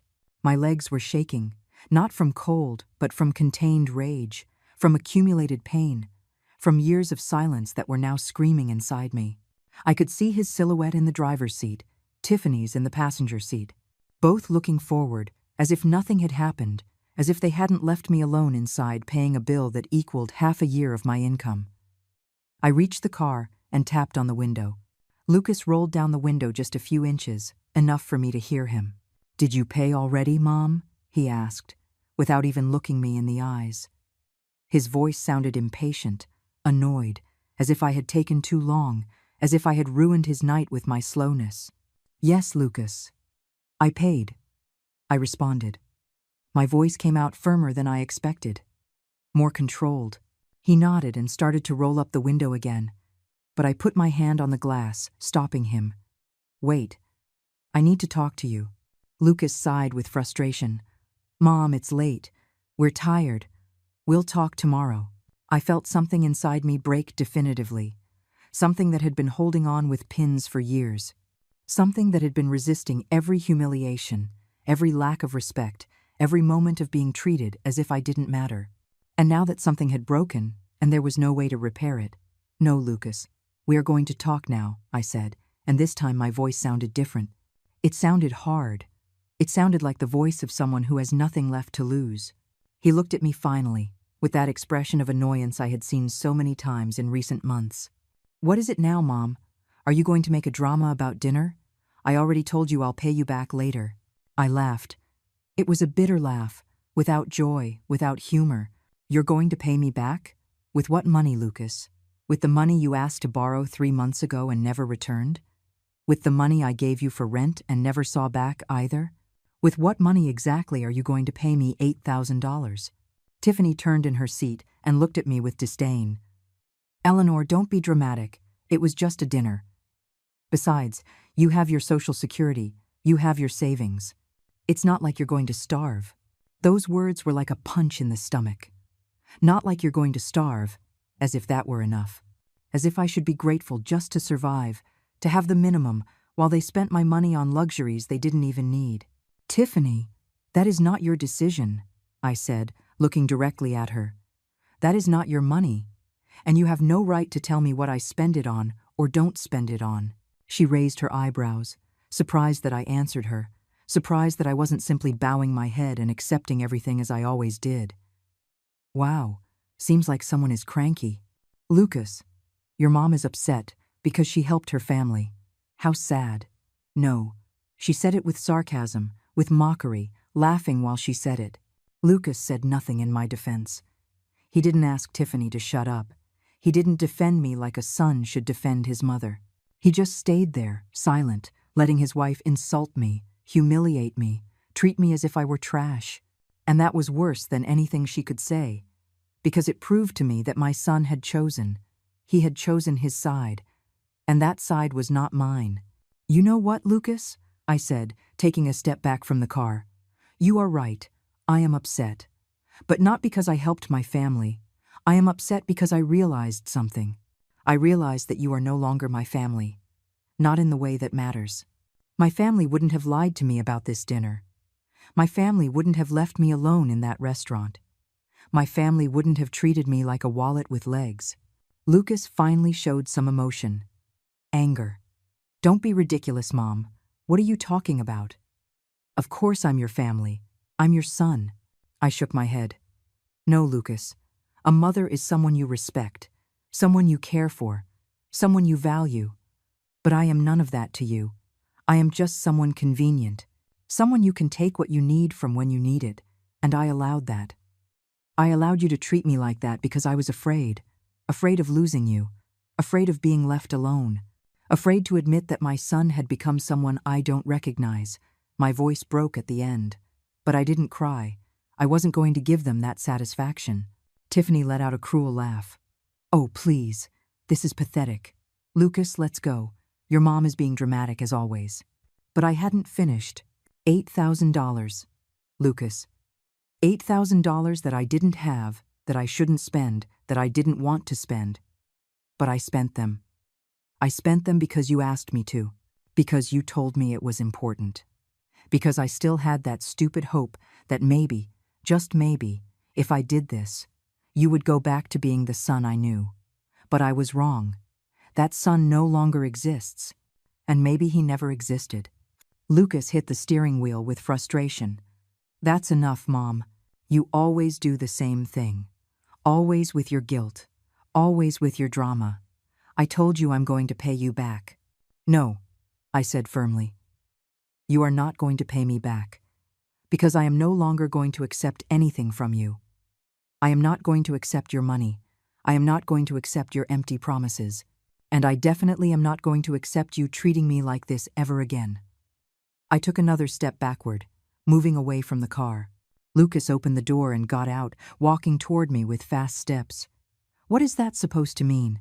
Are you threatening me? I looked him in the eyes. Those eyes that were once my babies, my little boys, my son who hugged me and told me I was the best mom in the world. But those eyes were no longer there. There was only coldness, manipulation, selfishness. I am not threatening you, Lucas. I am telling you the truth. It's over. I am no longer going to be your backup plan. I am no longer going to be your financial solution. I am no longer going to be the person you call only when you need something. Tiffany got out of the car too, crossing her arms with arrogance. Wow, how brave you got all of a sudden, Eleanor. And what are you going to do? Are you going to cut contact with your only son? Please. We know you're not going to do it. You always come back. You always forgive. Because you are alone and you need us more than we need you. Her words were like poison, but I didn't back down. Because deep down, She was right about one thing. I had been alone. I had been needing them, but that was about to change. You're right, Tiffany. I have been alone. But I prefer to be alone with dignity than accompanied being humiliated. I turned around and started walking down the street, moving away from them, moving away from the car, moving away from everything. Mom, don't be stupid. How are you going to get home? Shouted Lucas behind me. I didn't stop. I took out my phone and called a cab. In 5 minutes, it was there. I got in without looking back, without turning to see if Lucas was following me, without caring anymore about what they thought or said. The driver asked for the address, and I gave it to him with a calm voice. While the cab drove away, I looked one last time out the rear window. Lucas and Tiffany were still standing there, watching the cab leave, and I knew something had changed forever, something that would never be the same again. I arrived at my apartment past midnight. The cab dropped me at the entrance, and I climbed the stairs slowly, feeling every step as if it weighed 1,000 pounds. I opened the door and entered the darkness. I didn't turn on the lights immediately. I stood there on the threshold, with my purse hanging from my shoulder, with the receipt for $8,000 at the bottom of the wallet. The house was silent. A heavy, crushing silence that reminded me I was alone, that I had always been alone, that the company I believed I had with Lucas was just an illusion, a mirage I had invented so as not to face the reality of my life. I walked to the sofa and let myself fall onto it. I didn't cry. I had no tears left. I only felt an enormous void in my chest, as if someone had ripped something vital out of me and left me hollow. I thought about all the money I had just spent. $8,000. I calculated mentally how much I had left. $1,300 in my savings account, $500 in cash I had stored at home for emergencies, and a debt of $3,000 on my credit card that I was going to have to pay with interest I couldn't afford. In total, less than $2,000 to live. My Social Security check was $900 a month. My rent was $600. I had $300 left for food, medicine, utilities, transport, everything. $300 to survive a whole month. I got up from the sofa and went to the kitchen. I opened the refrigerator and saw how little was inside. Milk, eggs, some vegetables, a piece of cheese. I closed the door and leaned against it, feeling the weight of everything crushing me. How had I reached this? How had I allowed my life to become this? I had worked for 30 years. I had been a responsible, thrifty, careful woman. I had planned my retirement. I had saved money. I had been prudent. And now, all that had vanished. All because of my son. All for trying to maintain a relationship that only existed in my imagination. I went back to the living room and sat in front of the small table where I had my phone. I picked it up and saw I had 3 missed calls from Lucas. And several messages. The first said, "Mom, don't be like that. You know I love you." The second, "Tiffany says you exaggerated. But it's okay. She'll get over it." The third, "We'll talk tomorrow when you're calmer." I read the messages without feeling anything. No anger, no sadness, nothing. Just a deep void. Because I realized something. Lucas wasn't sorry. Lucas wasn't worried about me. Lucas was only annoyed because I had reacted, because I had broken the pattern, because I hadn't done what he expected. He saw nothing wrong with what he had done. For him, it was normal. It was acceptable. It was what a mother should do for her son. Pay, shut up, obey, and keep paying. I blocked his number. It was an impulse, something I did without thinking much. But the moment I did it, I felt something strange. It wasn't relief exactly, but it wasn't pain either. It was as if I had closed a door that had been open for too long, letting in drafts of cold air that made me sick. Now that door was closed, and I was inside, alone, but at least protected. I put the phone aside and stared at the wall. I thought about my husband, about what he would have told me. He probably would have told me I did the right thing, that nobody deserved to be treated like that, not even by a son. But he would also have asked me what I was going to do now, because now I was truly alone. I no longer had the illusion of having a family. I had no one. I got up and went to my bedroom. I changed my clothes, took off the elegant dress I had worn with so much excitement hours before. thinking I was going to spend a nice night with my son. Now that dress disgusted me. I threw it in a corner of the room and put on my old, comfortable pajamas. I got into bed, but I couldn't sleep. I lay there, looking at the ceiling, thinking about everything. About the years I had spent raising Lucas alone. About the nights I had worked late to be able to pay for his college. About the times I had deprived myself of food so he could have food in his lunchbox. About everything I had done, everything I had sacrificed, everything I had given. And I asked myself if it had been worth it. I asked myself if all that sacrifice had served for anything, or if it had only created a selfish son who saw me as a resource and not as a person. The night was eternal. When the sun finally rose, I was still awake. I got up and made myself a coffee. I sat at the kitchen table and took out the dinner receipt. I spread it out in front of me and looked at it carefully, as if looking at it I could better understand what had happened. $8,122.50 for a single night, for 2 hours of humiliation, for the final proof that I didn't matter to my son. I took the receipt and tore it into small pieces, then I threw them in the trash. Not because I wanted to forget, but because I didn't want to keep seeing that evidence of my own stupidity, of my own weakness, of everything I had allowed. 2 days passed. 2 days in which I didn't leave my house, didn't talk to anyone, didn't do anything but think. Think about who I was now. Think about what I was going to do with the rest of my life. Think about how I was going to survive on so little money. On the 3rd day, someone knocked on the door. I looked through the peephole and saw it was Lucas. He was standing there, hands in his pockets, looking at the ground.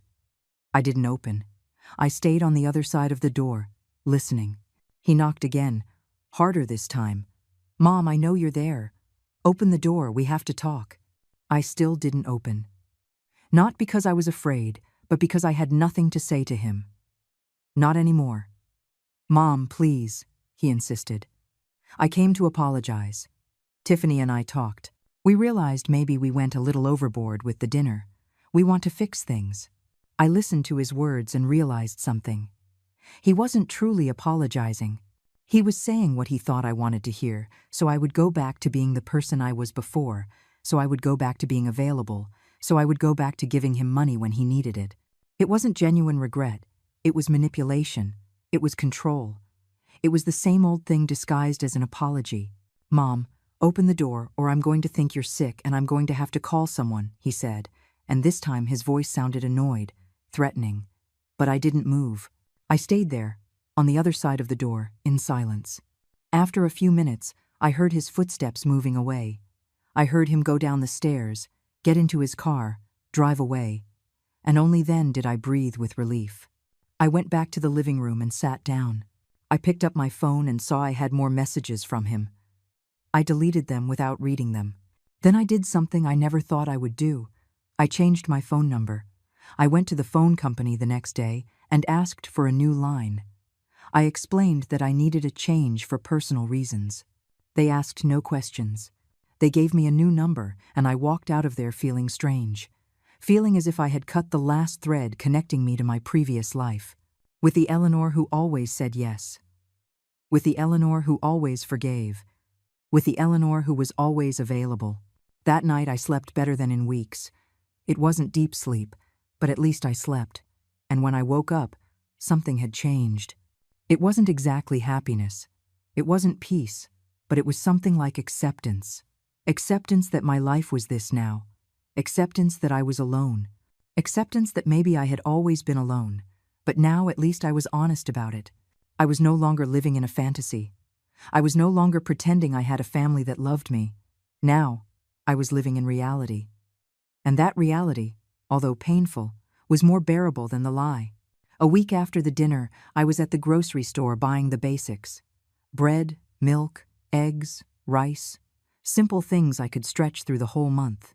I was checking prices on everything, comparing brands, calculating every cent. That was my new reality.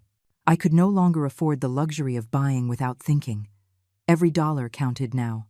I was in the dairy aisle when I heard a familiar voice behind me. "Eleanor?" "Eleanor Vance." I turned around and saw Barb Miller, a woman who had worked with me years ago at the accounting firm. I hadn't seen her in more than 2 years. She approached with a warm smile and gave me a hug. "So good to see you. How have you been?" I forced a smile. "Good, Barb. Just here, doing the shopping." She looked at me more closely, as if she could see through my lie. "Are you sure? You look tired, Eleanor. Is everything okay?" I nodded quickly, not wanting to get into details, but Barb wasn't one to settle for superficial answers. "Come on, let's go get a coffee.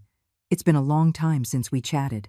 I wanted to say no, that I was in a hurry, that I had things to do, but the truth was I had nothing.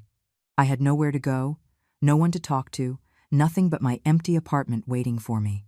So I accepted. We paid for our groceries and went to a small coffee shop near the supermarket. We sat at a table by the window. Barb ordered 2 coffees and some sweet pastries. I protested, saying I wasn't hungry, but she insisted, "Don't be silly, Eleanor, my treat." When the coffees arrived, she looked me directly in the eyes and asked, "What happened? And don't tell me nothing, because I know you. Something is wrong." I lowered my gaze to my cup, feeling the tears beginning to form. I didn't want to cry. I had already cried enough. But Barb's words, her genuine concern, broke something inside me, and I began to speak. I told her everything: the dinner, the $8,000, the humiliation, how Lucas had left me alone with the check, how I had changed my phone number. Barb listened in silence, without interrupting, only nodding from time to time. When I finished, she took my hand across the table. "Eleanor, what your son did to you is abuse. That isn't love. That isn't family. That is someone who is using you." I nodded, because deep down I already knew. But hearing it aloud, hearing it from someone else, gave it a different weight. It gave it validity. "You did well to distance yourself," Barb continued. "I know it hurts. I know he is your son. But there are limits. And he crossed all of them." I wiped my tears with a napkin. "I don't know what to do now, Barb. I am alone. I am without money. And I am scared." "You are not alone," said Barb firmly. "You have me. And we are going to find a way for you to get through this." We spent the next hour talking. Barb told me she knew other women who had gone through similar situations with their adult children. She told me there were support groups, communities where older women helped each other. She told me about small job opportunities, things I could do to earn a little extra money. Babysitting, cleaning jobs, cooking for small events. Nothing glamorous, but things that could help me survive. When we said goodbye, Barb gave me her phone number. "Call me whenever you want, Eleanor. For anything, you don't have to go through this alone." That night, in my apartment, I felt different. I was still scared, still hurt, but there was something new, something small but real, hope that maybe, just maybe, I could rebuild my life. I could create something new, something that didn't depend on Lucas, something that was just mine. The next day, I received a call from an unknown number. I hesitated before answering, thinking maybe it was Lucas from another phone. But I answered. It was Tiffany. "Eleanor, we need to talk," she said without even saying hello. Her voice sounded tense, annoyed. "What do you want, Tiffany?" I asked with a tired voice. "Lucas is very upset because of you. He doesn't sleep, doesn't eat. He is worried about you." I almost laughed. "If he is so worried, why doesn't he come to talk to me himself?" Tiffany paused. "Because you changed your number. Because you won't open the door. Because you are acting like a capricious child." I felt the rage rising in my throat. "I am not the one who acted wrong, Tiffany. I wasn't the one who organized an $8,000 dinner without warning.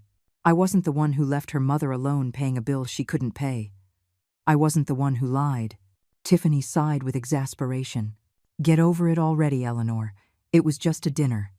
Besides, Lucas told you he's going to pay you back." "I don't want his money," I responded firmly. "I don't want anything from you anymore." "Wow, how dramatic," said Tiffany sarcastically. "And what are you going to do? Are you going to cut contact with your only son over a stupid dinner?" "If necessary, yes," I said. And this time my voice didn't shake. This time it sounded sure, decided.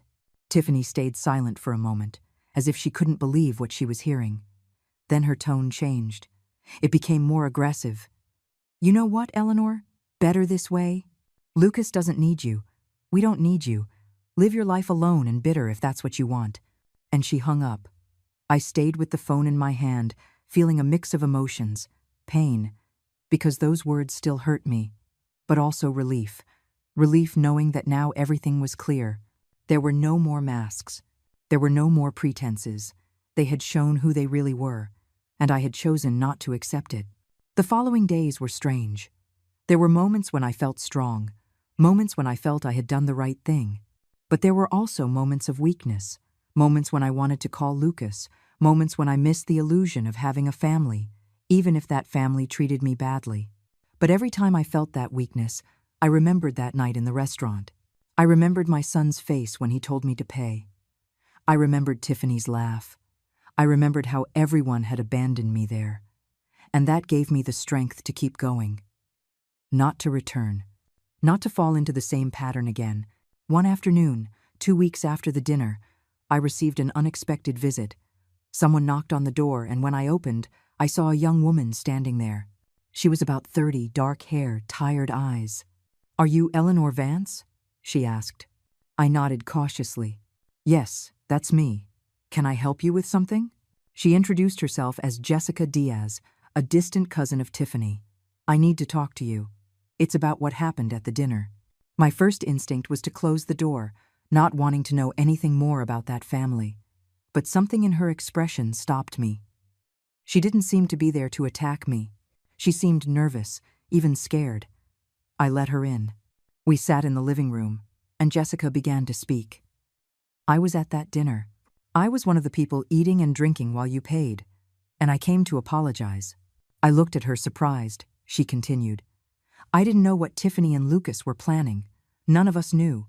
Tiffany told us it was a family dinner, that everything was arranged, that we didn't have to worry about anything. When I saw what happened, when I saw how they left you alone with the check, I felt horrible." Her eyes filled with tears. I wanted to say something. I wanted to offer to help, but Tiffany stopped me. She told me if I got involved, she was going to make my life impossible in the family. "And I am a coward, Mrs. Vance." I stayed quiet. I didn't know what to say. Part of me wanted to be angry with her too, but I saw her genuine regret, and I couldn't. "Why are you telling me this now?" I asked. Jessica took a deep breath. "Because after that dinner, things exploded in the family.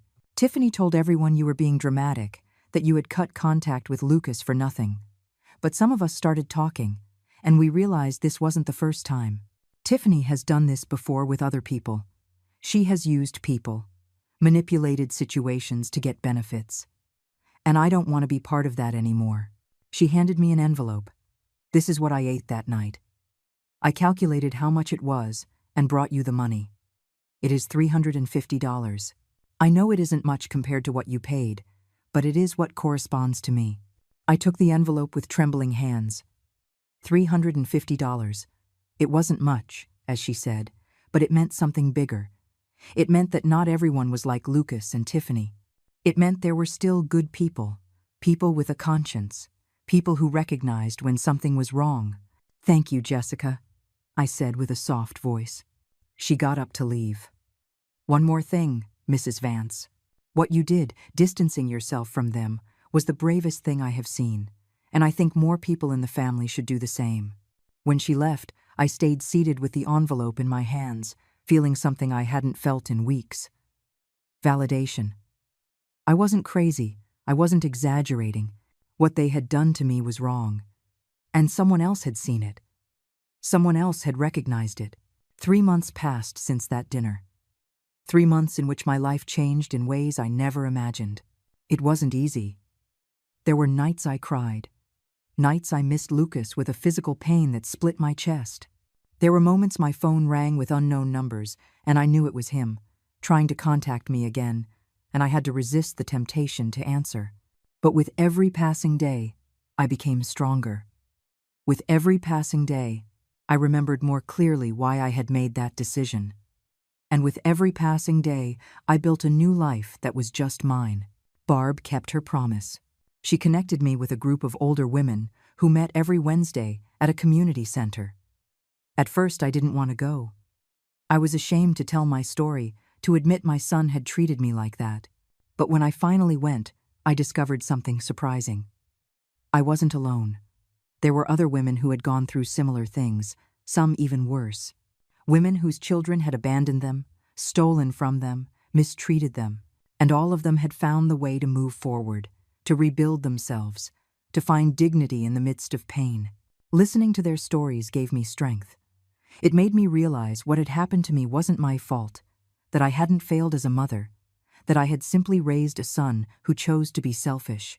I got a job taking care of an 5-year-old lady 3 times a week. It wasn't much money, $300 a month, but it helped. Also, I started baking desserts and selling them to neighbors and acquaintances, cakes, cookies, flan, simple things I had learned to make when Lucas was little. That gave me another $200 a month. It wasn't enough to live in luxury, but it was enough to survive with dignity. It was enough not to depend on anyone. It was enough to feel useful again, to feel I still had value, that I could still contribute something to the world. One day, 4 months after the dinner, I was at the park with Barb when I saw Lucas. He was sitting on a bench, alone, looking at his phone. He looked different, thinner, more tired, with deep circles under his eyes. He saw me before I could turn around. He got up and walked toward me.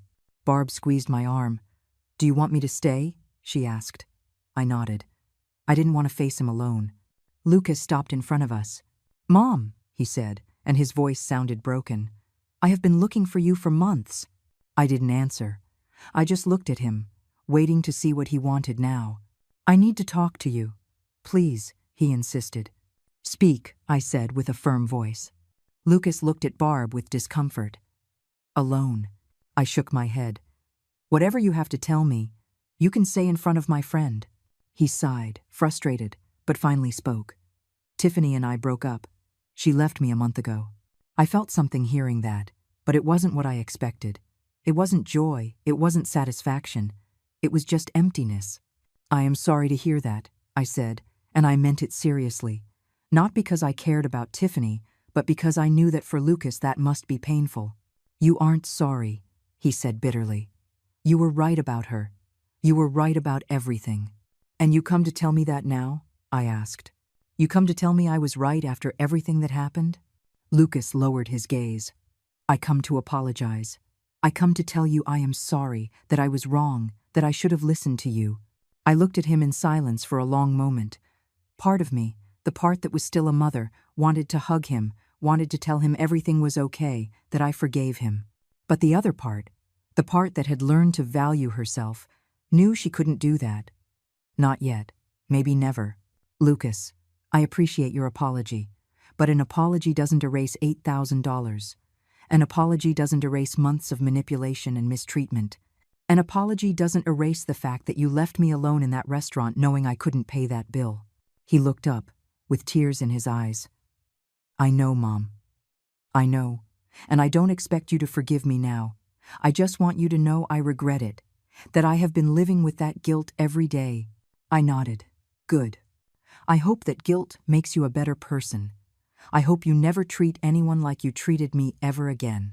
Lucas took a step toward me, extending his hand as if he wanted to touch me. "Can we try again? Can we start from zero?" I took a step back. "No, Lucas. We can't. Because I am no longer the same person. I am no longer the mother who says yes to everything. I am no longer the woman who lets herself be trampled just to keep the peace. That woman died that night in the restaurant, and the woman I am now has no space for people who hurt her. But I am your son," he said, and his voice broke completely. "I am always going to be your son." I felt the tears filling my eyes, but I didn't let them fall. "Yes, Lucas, you are always going to be my son, and I am always going to love you. But love doesn't mean accepting mistreatment. Love doesn't mean sacrificing myself until I have nothing left. Love doesn't mean losing my dignity. And if you can't love me without hurting me, then it is better we stay apart." Lucas stayed standing there, not knowing what to say, not knowing what to do. Finally, after a long silence, he nodded. "I understand," he said with a voice barely audible.